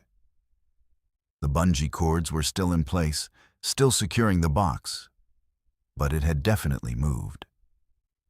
It was sitting closer to the edge of the shelf than it had been, like it had inched forward while I was driving. I checked the cords to make sure they were tight, made sure nothing had come loose, and tried to convince myself that I was just tired and paranoid and reading too much into normal settling of cargo. But as I was climbing back into the driver's seat, I heard the scratching again. Louder this time, more aggressive, and it was definitely coming from the box. I sat in the driver's seat for a long time, staring at the road ahead, trying to decide if I should turn around and go back, if I should stop for the night and sleep at a rest area, if I should just keep driving and ignore whatever was happening in the back of my truck. The scratching stopped after a few minutes, replaced by silence so complete it felt like the desert itself was holding its breath. I put the truck in gear and pulled back onto the highway, driving faster than I should have. My hands gripping the wheel so tightly, my fingers went numb. The next 2 hours passed in tense silence. I kept waiting for the scratching to start again, kept glancing at my mirror, watching for any sign of movement in the sleeper cab, kept telling myself that there had to be a rational explanation for what I was experiencing. But as I crossed into Colorado and the sun started to rise over the eastern horizon, painting the landscape in shades of pink and orange, I heard something that made me question my sanity entirely. There was breathing coming from the sleeper cab. Not the sound of wind or settling cargo or anything mechanical. Actual breathing, rhythmic and deep and distinctly alive. I pulled over at the next rest area, hands shaking as I unfastened my seatbelt and climbed into the back. The box of ashes was still there, still secured, still looking exactly as it had when I'd loaded it in Sacramento. The breathing continued, steady and patient, and I realized it seemed to be coming from inside the box itself. I reached out to touch the ceremonial cloth, and it was warm. Warmer than it should have been. Warmer than anything sitting in an air-conditioned sleeper cab should be. The breathing got louder when I touched it, more emphatic, like whatever was inside knew I was aware of its presence. I yanked my hand back, breathing heavily, trying to process what was happening. This wasn't possible. The box contained cremated remains, ashes, nothing more. There was no way there could be anything alive in there. No way there could be anything with lungs that could breathe or fingernails that could scratch. But the evidence of my senses was undeniable. Something was in that box. Something that was breathing and moving and trying to communicate with me through the only methods available to it. I climbed back into the driver's seat and sat there for a long time, trying to decide what to do. I could call the funeral home and report what was happening. But how would I explain it? I could turn around and go back to Sacramento and demand answers from the woman who'd given me the shipment. But that would mean violating my contract and losing the substantial payment I'd been promised. I could pull the box out and open it, see what was actually inside. But something told me that opening that box would be a mistake. That whatever was in there should stay contained. The decision was taken out of my hands when I heard a sound like glass breaking, a high-pitched crack that seemed to come from everywhere and nowhere at once. I spun around in my seat and saw that the bungee cords had come loose somehow. They were hanging slack on either side of the shelf, and the box was tipping forward, tilting toward the edge. I scrambled into the sleeper cab, trying to catch it, trying to stabilize it before it could fall. But as my hands made contact with the box, it crumbled. Literally crumbled. The cardboard disintegrated under my fingers, falling apart like it was made of paper-thin material instead of sturdy shipping material. The ceremonial cloth fell away, and what I saw inside made me scream. There were no ashes. There was a body, dried and mummified, and somehow still intact despite being cremated, according to the manifest. And the body was moving. Fingers twitched. The hollow eye sockets seemed to track my movement. The withered mouth opened and closed like it was trying to speak, trying to tell me something. And the smell that emerged was like opening a tomb that had been sealed for centuries. I scrambled backward, my body moving faster than my mind could process, and I tumbled out of the sleeper cab onto the gravel of the rest area parking lot. My hands were covered in dust and particles from the disintegrated box, and I could feel them on my skin like insects crawling. Like the essence of whatever had been in that box was transferring onto me, claiming me in some way I didn't understand. Other drivers at the rest area were staring at me, watching this woman on her hands and knees in the parking lot, clearly having a breakdown. I wanted to tell them what I'd seen, wanted to scream for help, but I knew how insane it would sound. How do you explain that a shipment of cremated remains contained an intact, still twitching corpse? I forced myself to stand up, forced myself to walk back to my truck on legs that felt like they were made of water. The sleeper cab was quiet now, the sounds of breathing and movement having stopped the moment I left. I climbed back inside carefully, half expecting the body to lunge at me, half expecting the mummified figure to come to life in ways that violated every law of nature and biology. But it was still now. Lying on the shelf where the box had been, skeletal and withered, and somehow more unsettling in its stillness than it had been when it was moving. The body was wearing clothes. A suit, I realized. Old-fashioned and dusty, but still identifiable as formal wear. There was a name tag pinned to the jacket, and I leaned closer to read it, my heart hammering in my chest. The name was Eleanor Hutchins, and the date beside it was from 1967, 57 years ago. This wasn't a recent death. This wasn't someone who had been cremated and was somehow still moving. This was something that had been dead for more than half a century and had somehow been preserved or animated or something else entirely that I lacked the vocabulary to describe. I backed out of the sleeper cab slowly, my eyes never leaving the body, and I climbed into the driver's seat with a sense of unreality that made everything feel like I was moving through a dream. The highway was calling to me, the deadline was still pending, and I had to make a choice. Continue to Denver and deliver this impossible cargo, or stop and report what I'd found and accept that I would probably spend the rest of my life in some kind of psychiatric facility being treated for delusions. I started the engine and pulled back onto the highway. I don't know why I made that decision. Some part of me, the part that was professional, the part that completed contracts no matter what, the part that had learned over 15 years of driving that some things were better left unexamined, decided that I would see this through.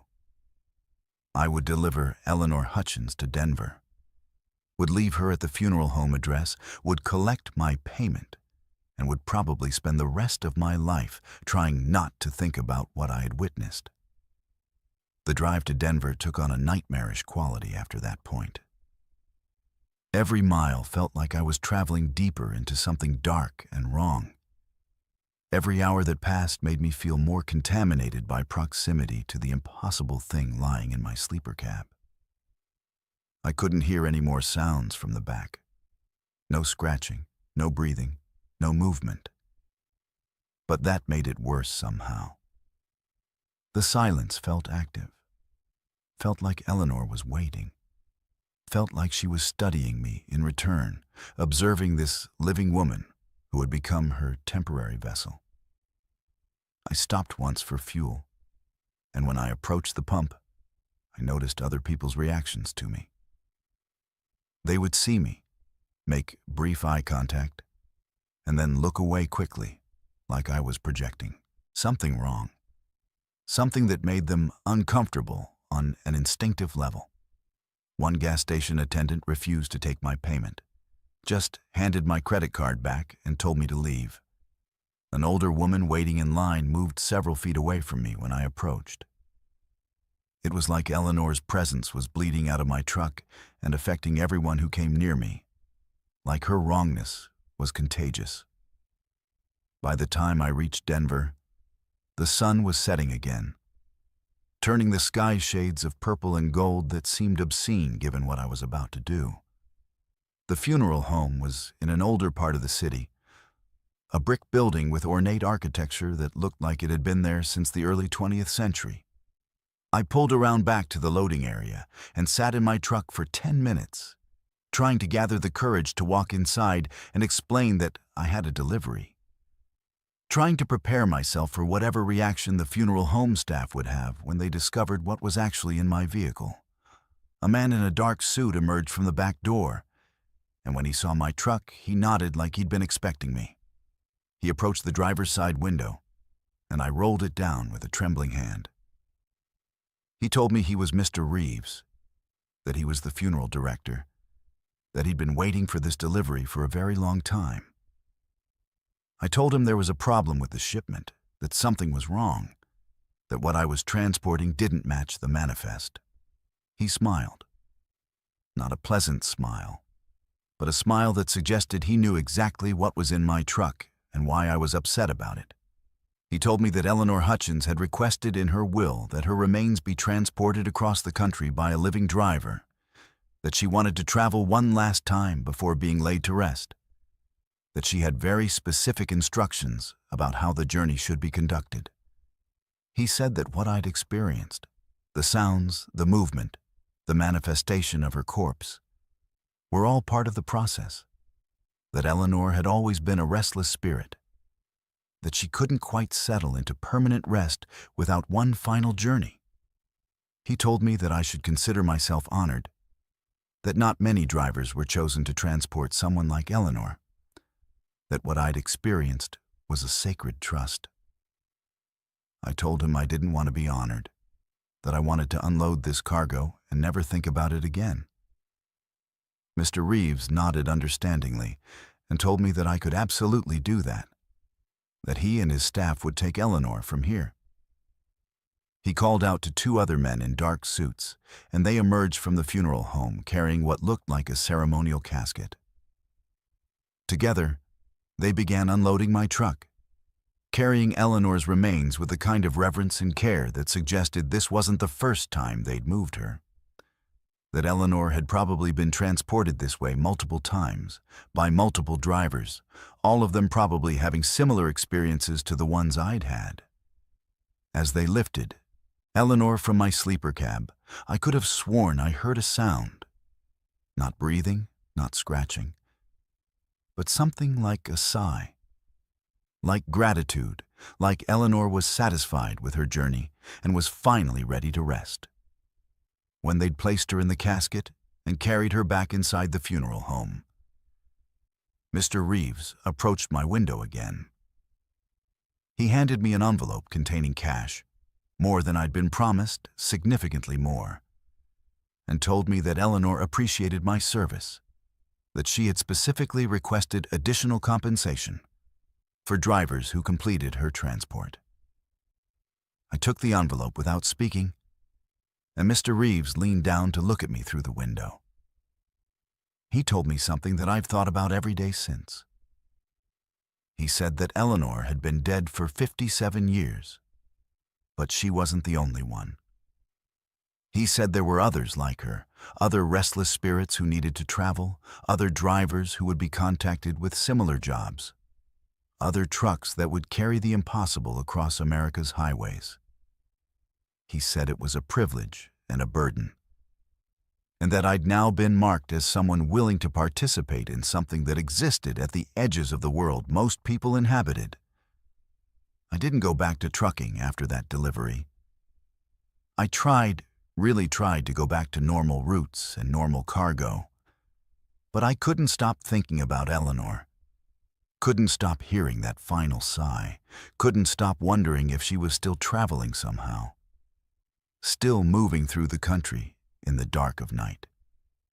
A month after dropping her off, I received a call from a different dispatcher offering me another job, another shipment of cremated remains that needed transport. I hung up and never answered their calls again. I work in logistics now, office-based, never touching cargo that involves human remains. But sometimes, late at night when I can't sleep, I think about Eleanor Hutchins and wonder if she's still out there on the highways, if another driver has taken her across the country, if the mysterious funeral home in Denver is really just a way station for the restless dead who need one more journey before they can accept their eternal rest.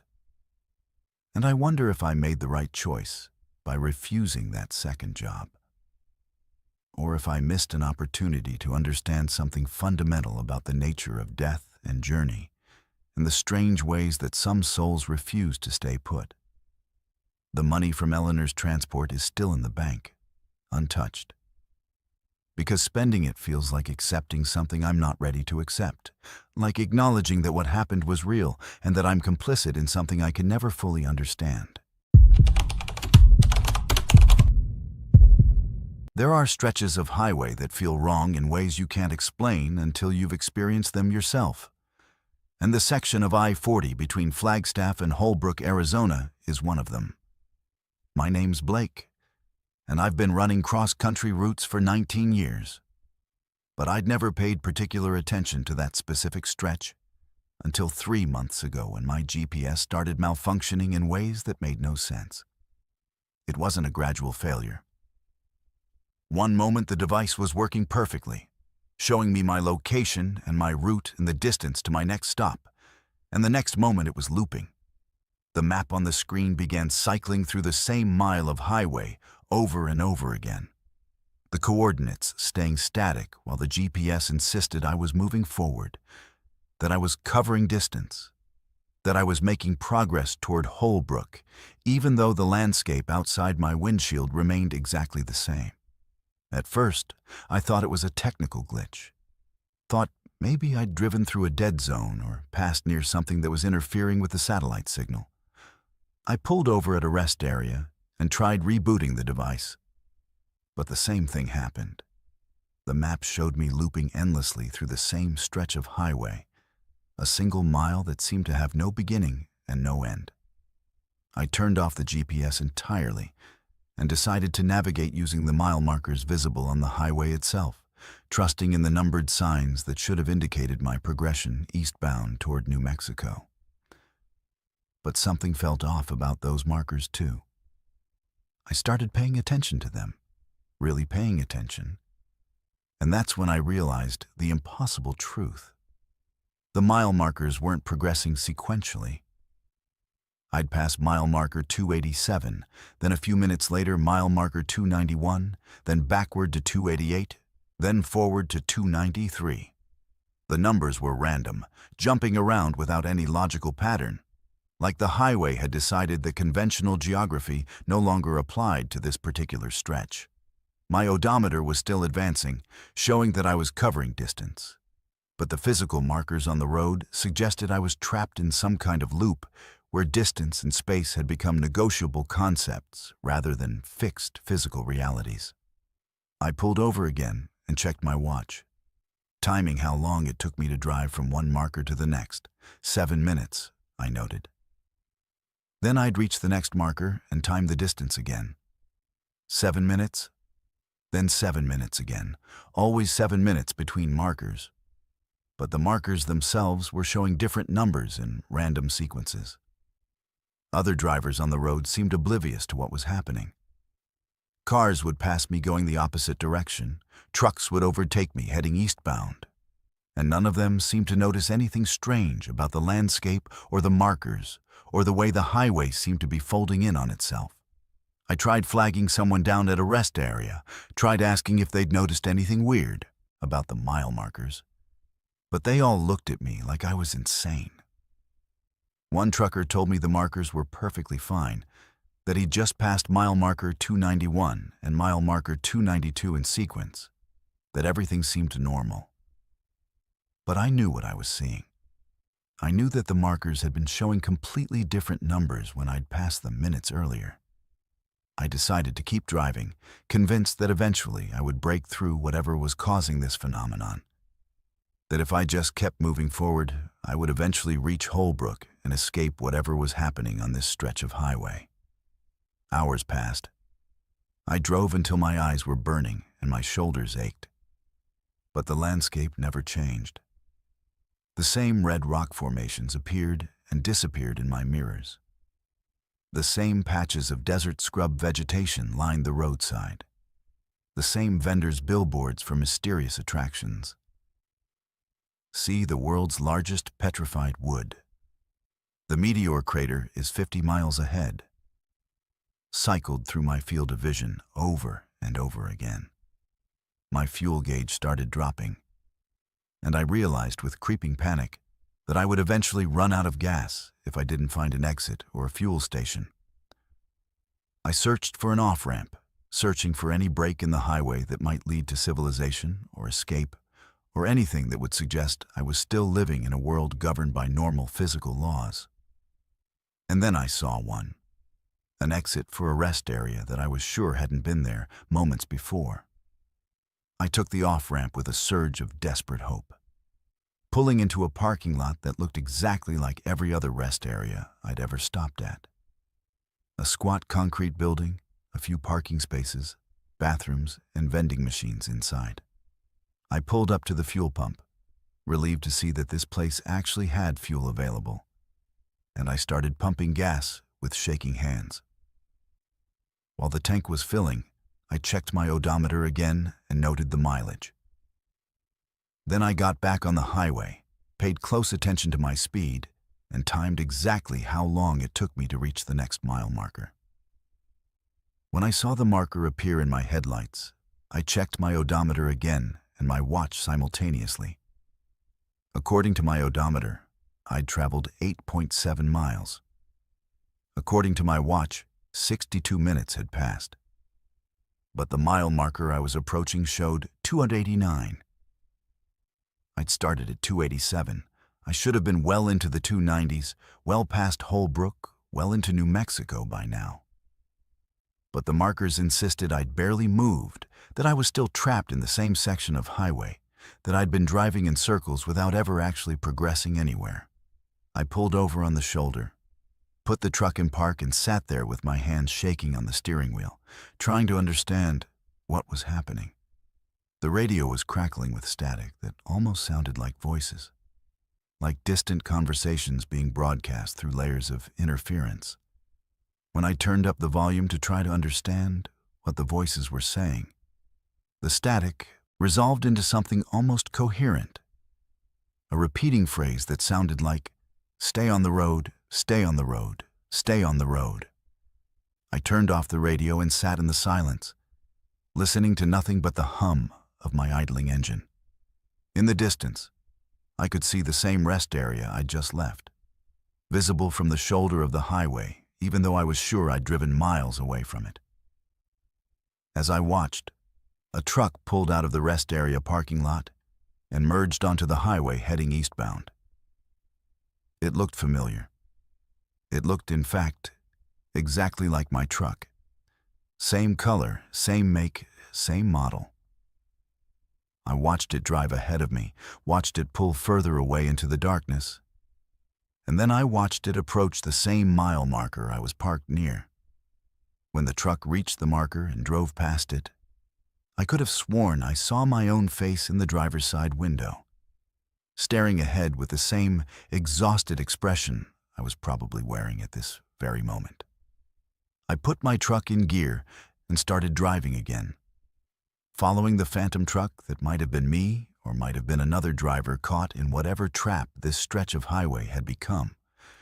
We drove for hours, maintaining a consistent distance, neither of us gaining on the other, both of us progressing through the same 7-minute intervals between randomly sequenced mile markers. The rest area appeared again, and the truck ahead of me pulled in. I watched as it parked, watched as a figure got out and walked into the building. Then another truck appeared behind me, identical to mine, driven by someone who looked exactly like I did. It pulled into the rest area and parked on the other side of the building. That's when I understood. The highway wasn't looping. I was. Or rather, time was looping. I was experiencing the same 7-minute cycle over and over again, encountering myself from different points in the cycle, watching myself repeat the same journey endlessly, without ever actually reaching Holbrook or escaping or progressing anywhere. The rest area wasn't an escape. It was a way station where the loops reset, where drivers could refuel and restart the cycle, perhaps without even realizing they were doing it. I pulled into the parking lot and turned off my engine, sitting in my cab with my hands gripping the wheel, trying to figure out what would happen if I simply refused to continue.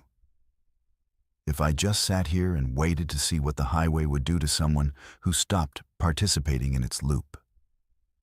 I sat there for hours, watching the rest area through my windshield, waiting for something to happen. Other trucks would pull in, park for a while, refuel, and leave. I recognized some of them from previous cycles, the same vehicles appearing and disappearing in patterns that suggested they were also trapped in this endless loop. But none of the drivers seemed aware of what was happening. They'd get out, stretch, use the restroom, buy coffee, and get back on the road like they were just taking normal breaks on a normal highway, completely oblivious to the fact that they were about to repeat the same mile of road endlessly until they either broke the cycle or accepted it as their new reality. Around what I thought was midnight, a man in a dark uniform approached my truck. He looked like a rest area attendant, but there was something off about him. His movements were too fluid, too synchronized, like he was following a choreographed script that he'd performed thousands of times before. He tapped on my window, and I rolled it down despite every instinct screaming at me not to engage with him. He asked me if I needed anything, if my truck was having mechanical issues, if I was all right. His voice was pleasant and professional, but underneath it, I could hear something else. A kind of static, like he wasn't quite human or wasn't entirely present in this moment. I told him that I was experiencing some strange phenomena on the highway, that the mile markers weren't sequential, that I seemed to be repeating the same stretch of road over and over again. The attendant smiled and nodded like I'd just told him the weather was nice. He said that many drivers experienced unusual things on this particular stretch of I-40, that it was a known phenomenon, that some people attributed it to magnetic anomalies or geological formations or the way the landscape reflected light. He said that the best thing to do was to just keep driving, to accept that this section of highway operated by different rules, to understand that fighting against it only made the experience worse. I asked him how long people typically remain trapped in this loop. He seemed to consider the question carefully before responding. He said that time was negotiable in places like this, that some drivers broke through within hours, some within days, and some never broke through at all. They just kept cycling endlessly, unaware that anything was wrong, content to repeat the same journey forever. He said I should go back to sleep in my sleeper cab, that I should try again in the morning. That morning might bring clarity or escape or acceptance, depending on what I was capable of processing. I climbed into my sleeper cab and lay down, but sleep wouldn't come. I stared at the ceiling of my truck and listened to the sounds of the rest area. Other drivers getting in and out of vehicles, the hum of vending machines, the occasional sound of a truck engine starting and fading away as someone got back on the road. And underneath all of it, I could hear that same static from the radio, that same voice repeating, "Stay on the road, stay on the road, stay on the road." Like it was a mantra or a warning or a command that I couldn't disobey even if I wanted to. When dawn broke, I got out of my sleeper cab and walked into the rest area building. Inside, everything looked normal. Fluorescent lights humming overhead, vending machines lined up against the walls, bathroom doors marked with standard signage. But when I looked more closely at the vending machines, I noticed that they were selling the same items, stocked in the exact same quantities and arrangement as they had been during my previous visit. The clock on the wall showed the same time, 6:47 a.m., that it had shown the night before. I went to the bathroom and looked at myself in the mirror. I looked like I'd aged years in a single night. My hair was grayer, my face more lined, my eyes hollow with exhaustion and understanding. Behind me in the mirror, I could see other figures, other drivers, other versions of myself from different cycles, all of us caught in this place, all of us trapped in this endless loop. When I turned around, the bathroom was empty. I was alone. I got back on the highway and drove. This time I tried something different. Instead of accepting the randomness of the mile markers, I started keeping a detailed log. I wrote down every marker I passed, the exact time, the exact odometer reading, my fuel gauge level, everything. I drove with scientific precision, trying to find patterns, trying to identify the exact moment where the loop reset, trying to understand the mathematics of this place that had rejected conventional geography. What I discovered was both fascinating and horrifying. The mile markers did follow a pattern, but it wasn't a pattern based on actual distance or location. Instead, it seemed to be based on some kind of emotional or psychological resonance. When I was calm and accepting, the markers progressed almost normally. When I was anxious or fighting against what was happening, the markers would jump backward or forward erratically. It was like the highway was responding to my mental state. Like the space itself was conscious and reactive, adjusting its rules based on how I was feeling about my predicament. I tried using this knowledge to escape. I focused on being calm, on accepting the loop, on moving through it with Zen-like detachment. And it worked. Gradually, over the course of what I think was 3 days, but might have been 3 weeks, the mile markers began to progress more sequentially. I started seeing markers in order: 287, 288, 289, 290, and the spacing between them became more consistent. The rest area appeared less frequently. The other looping trucks seemed to fade away. But as I got closer to what might have been escape, something else started happening. The landscape began to change. The desert started looking less real, more painted, more like a theatrical set that was being struck and replaced. The sky took on an artificial quality, like it was a projection that was flickering. The road beneath my tires started to feel less solid, more like I was driving on something that might disappear if I stopped paying attention to it. And the voices on the static became clearer, more insistent, almost pleading with me not to leave, not to abandon this place, not to escape the loop. I realized then that the loop wasn't trying to trap me. It was trying to save me. Something about being on this endless mile of highway, repeating the same journey over and over, was preventing me from reaching whatever was waiting at Holbrook.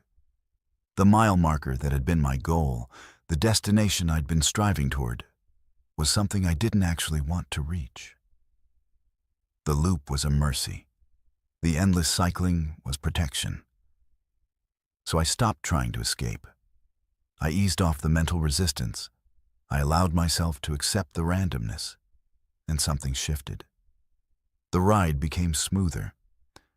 The rest area became a familiar comfort rather than a prison.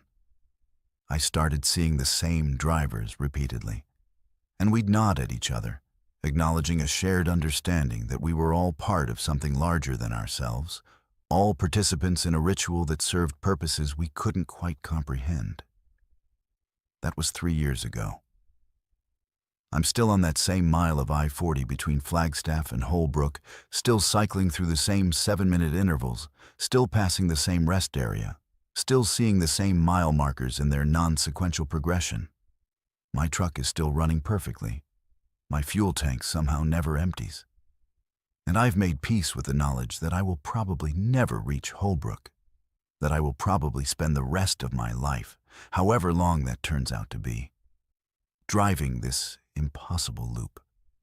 Sometimes new drivers join the cycle, and I watch them go through the same panic and confusion that I experienced. I try to warn them, try to tell them that fighting against the loop only makes it worse, that acceptance is the only way to find peace in this place. Most of them don't listen. They struggle and rage and try to escape. And gradually they either break through to whatever waits in Holbrook, something I'm not sure I want to know about, or they surrender like I did and accept their fate as permanent inhabitants of this endless mile. The attendant in the dark uniform still approaches me sometimes, still asks if I need anything, still reminds me that this is just how this particular stretch of highway works. And I've come to understand that he's right. There are places in America, isolated stretches of road where the normal rules don't apply, where distance becomes negotiable and time becomes cyclical. Some people drive through them and never notice anything wrong. Others get caught, like I did, and learn that the most important journey isn't always about reaching your destination. Sometimes it's about understanding that some roads are meant to be traveled forever, and that acceptance is the only way to find peace in the endless repetition. The diner appeared out of nowhere on a stretch of Route 66 outside Shamrock, Texas, a place that shouldn't have existed but did, complete with neon signs and chrome fixtures that looked like they belonged to a different era.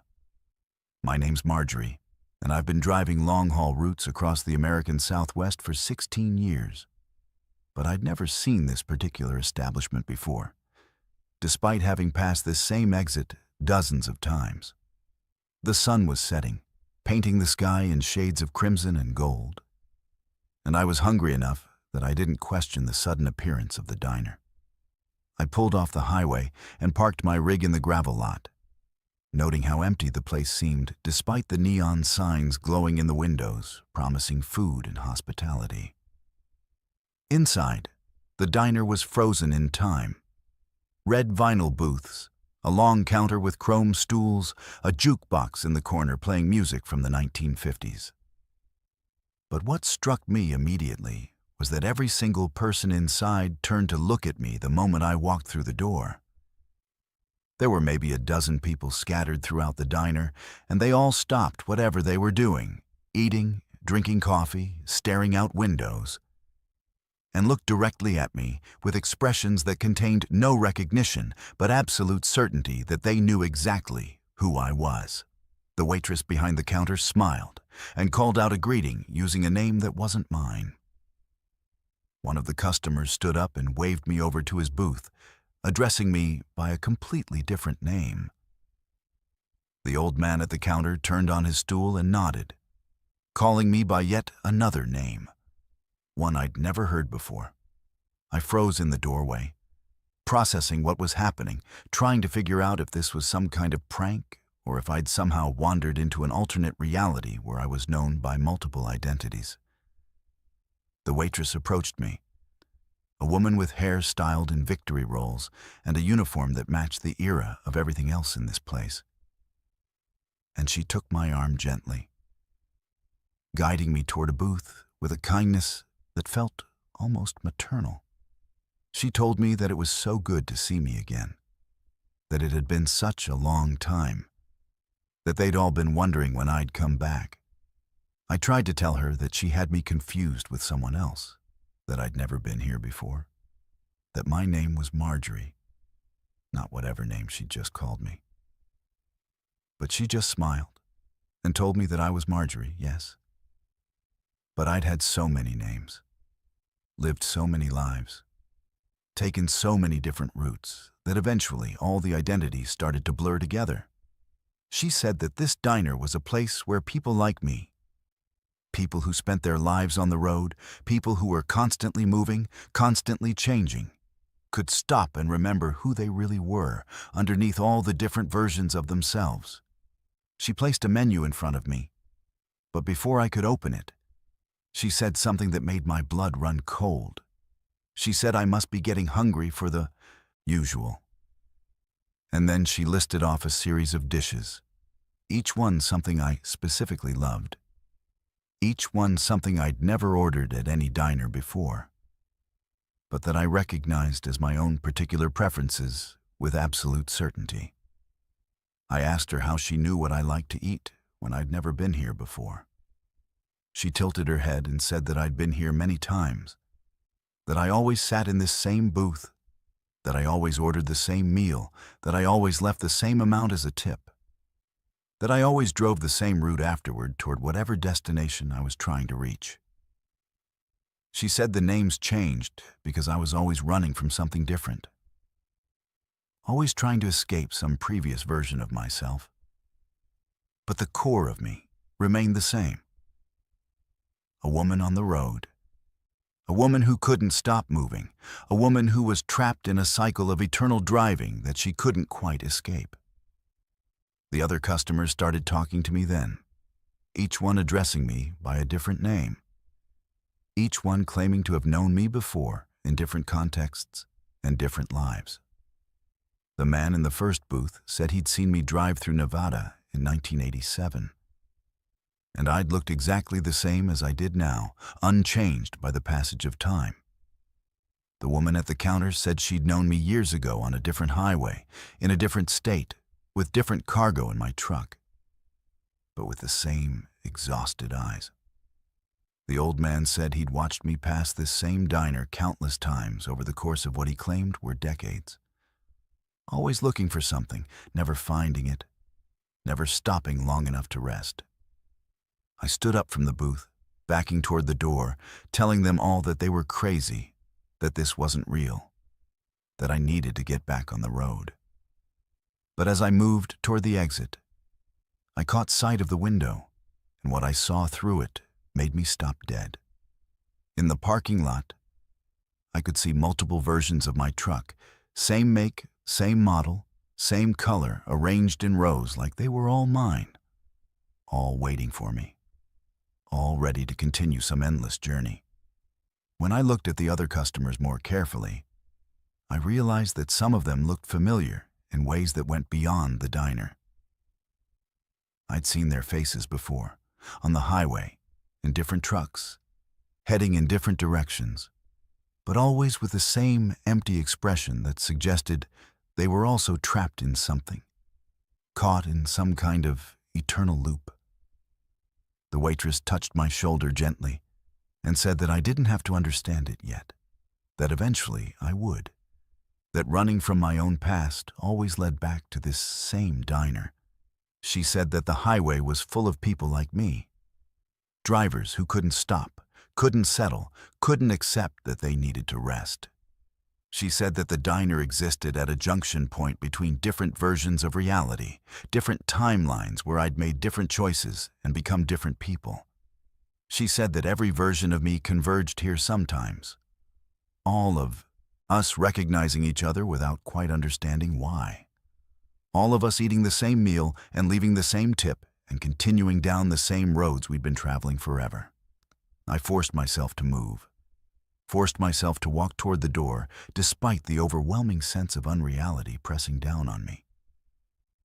When I reached the parking lot, I saw something that confirmed my worst fears. On the side of each truck in the rows, someone had painted a name. The first truck said Margaret. The second said Mary. The third said Martha.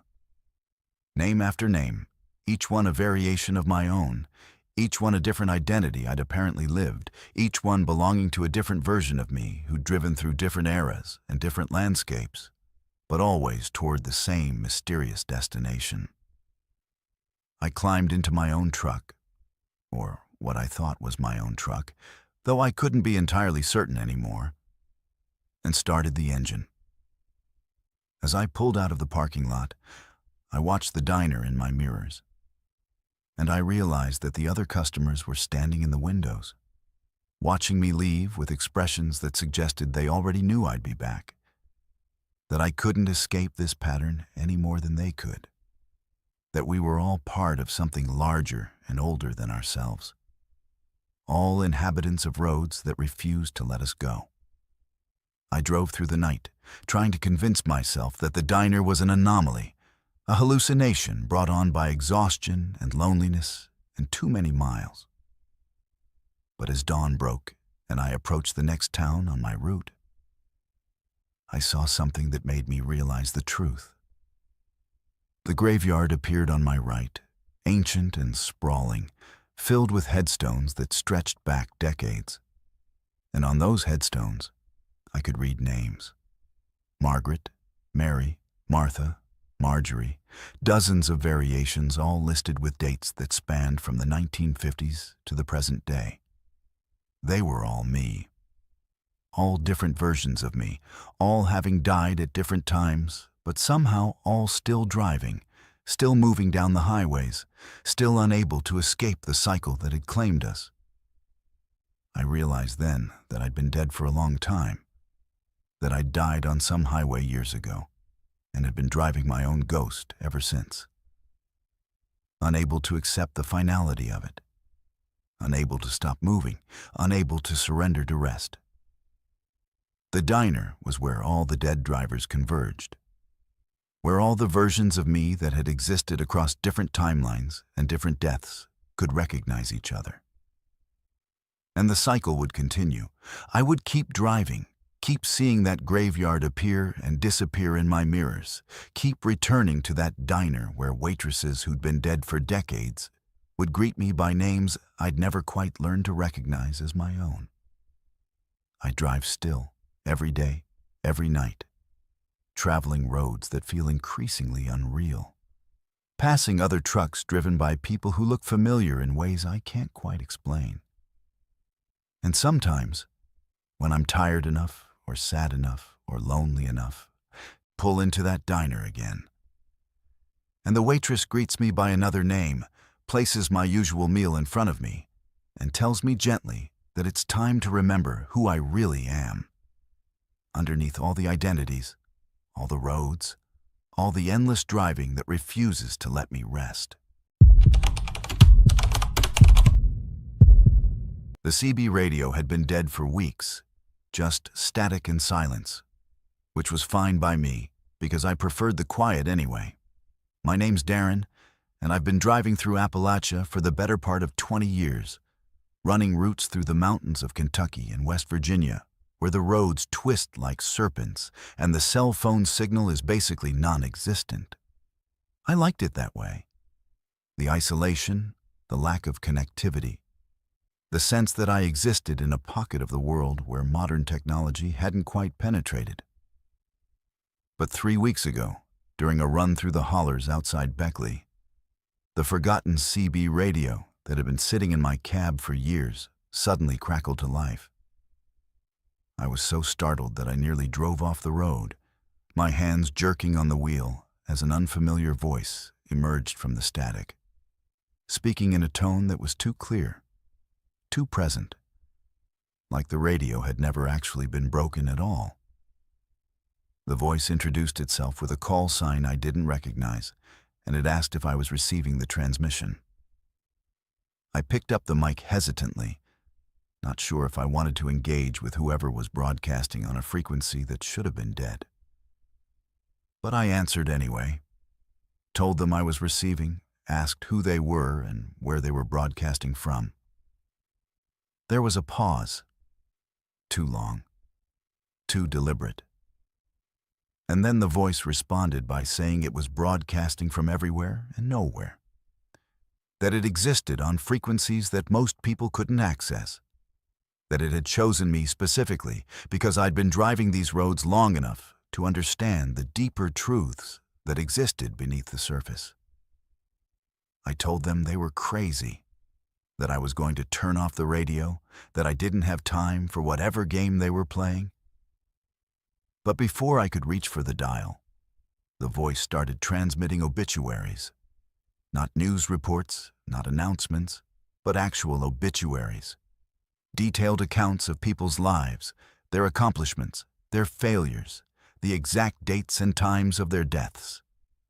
And every single obituary was for someone I knew. Not well, but I'd seen them around, knew them from truck stops or diners or other places along my regular routes. Tommy Henderson died 3 days ago in a single vehicle accident on Route 60. Susan Marks died yesterday from a sudden heart attack at home in Hinton. David Chen died 2 hours ago when his truck went off a bridge in Bluefield. I pulled over at the nearest rest area, my hands shaking, my heart pounding in my chest, trying to process what I was hearing. I told the voice that it was lying, that these people couldn't be dead, that I'd seen some of them just last week.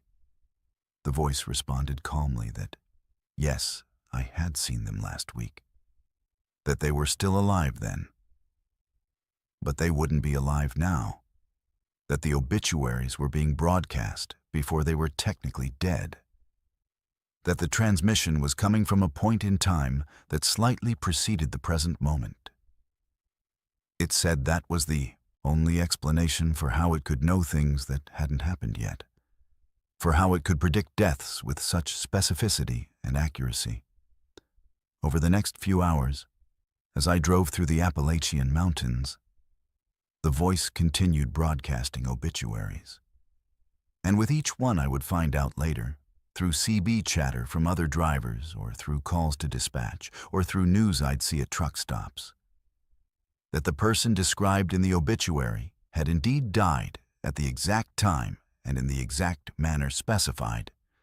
The voice was predicting deaths with 100% accuracy, and with each passing hour, I grew more convinced that I was either going insane or experiencing something that existed outside the normal boundaries of reality. Then, around midnight, the voice changed its tone. It became quieter, more intimate, like it was speaking directly into my ear rather than broadcasting across a frequency. It told me that it had been monitoring my transmissions, that it had been following my route for years, that it had something very specific to tell me. It said that according to its readings, according to the broadcasts it was receiving from the future, I had approximately 6 hours left to live. It said that I would die in a truck accident in the mountains, that my truck would go off a bridge, that the impact would be instantaneous, that I wouldn't suffer. It said that knowing this, knowing the exact time and manner of my death, was a gift, a chance to prepare, a chance to make peace with what was coming. I wanted to turn off the radio. I wanted to stop listening to this voice that was predicting my death with a certainty that made my skin crawl.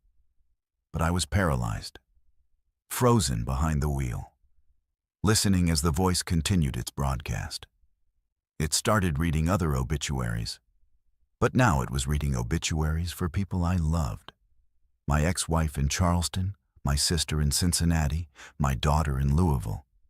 Each one died at a specific time, in a specific manner, all of them occurring after my own death by hours or days.